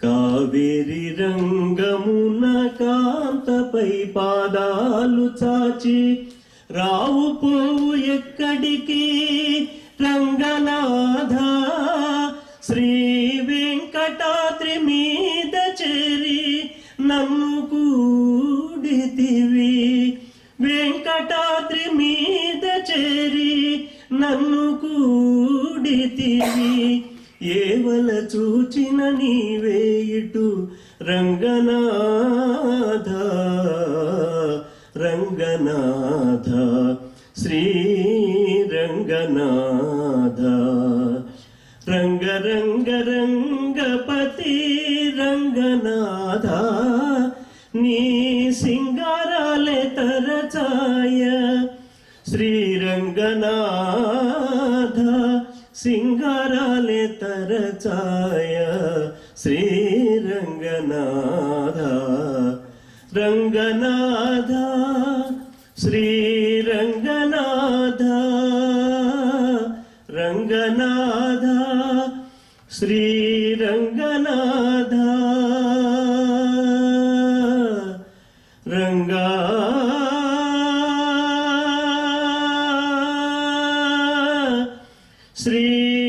శ్రీరంగా రంగా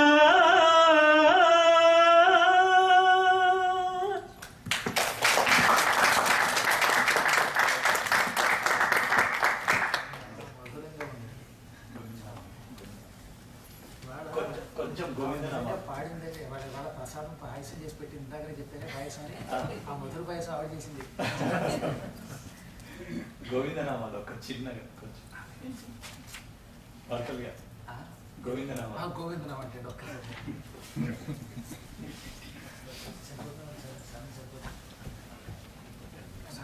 ఒక్క 10 నిమిషాలు కాస్త వాళ్ళ గుడిలోకి కూడా వెళ్ళాలి ఏమిటి వాళ్ళకి కూడా చాలా ఊళ్ళో ఉండే కార్యక్రమం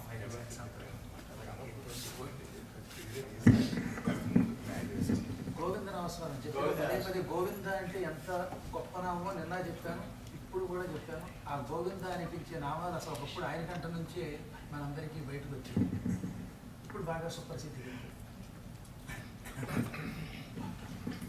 శ్రీనివాస గోవింద శ్రీ వెంకటేశ గోవింద భక్తవత్సల గోవింద భాగవత ప్రియ గోవింద నిత్య నిర్మల గోవింద నీలమేఘ శ్యామ గోవింద పురాణ పురుష గోవింద పుండరీకాక్ష గోవింద గోవింద హరి గోవింద గోకుల నందన గోవింద గోవింద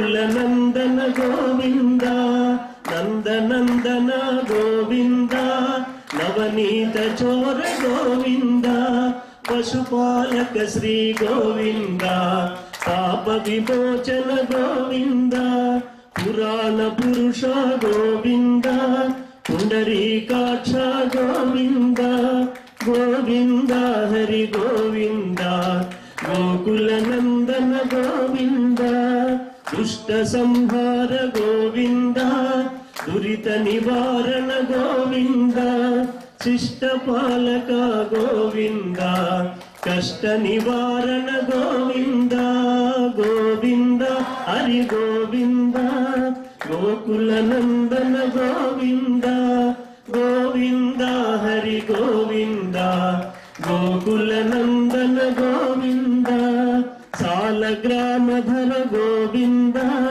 సహస్రనామ గోవింద లక్ష్మీ వల్లభ గోవింద లక్ష్మణాగ్రజ గోవింద కస్తూరి తిలక గోవింద కాంచనాంబర గోవింద గరుడ వాహన గోవింద గజరాజ రక్షక గోవింద ఆనంద రూప గోవింద ఆద్యంతరహిత గోవింద ఇహ పరదాయక గోవింద ఇభరాజ రక్షక గోవింద పరమదయాళో గోవింద పద్మనాభ హరి గోవింద తిరుమల వాస గోవింద తులసీవనమాల గోవింద శేషాద్రి నిలయ గోవింద శేషశాయివి గోవింద శ్రీనివాస గోవింద శ్రీ వెంకటేశ గోవింద శ్రీనివాస గోవింద శ్రీ వెంకటేశ గోవింద గోవింద హరి గోవింద గోకుల నందన గోవింద గోవింద హరి గోవింద గోకుల నందన గోవింద గోవింద హరి గోవింద గోకుల నందన గోవింద గోవింద హరి గోవింద గోకుల నందన గోవింద.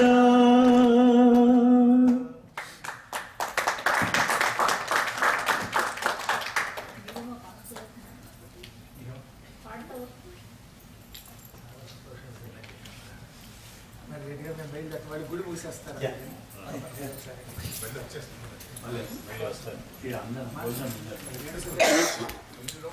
ఆ ట్యాబ్లెట్ ఇప్పుడు పనిచేస్తుంది.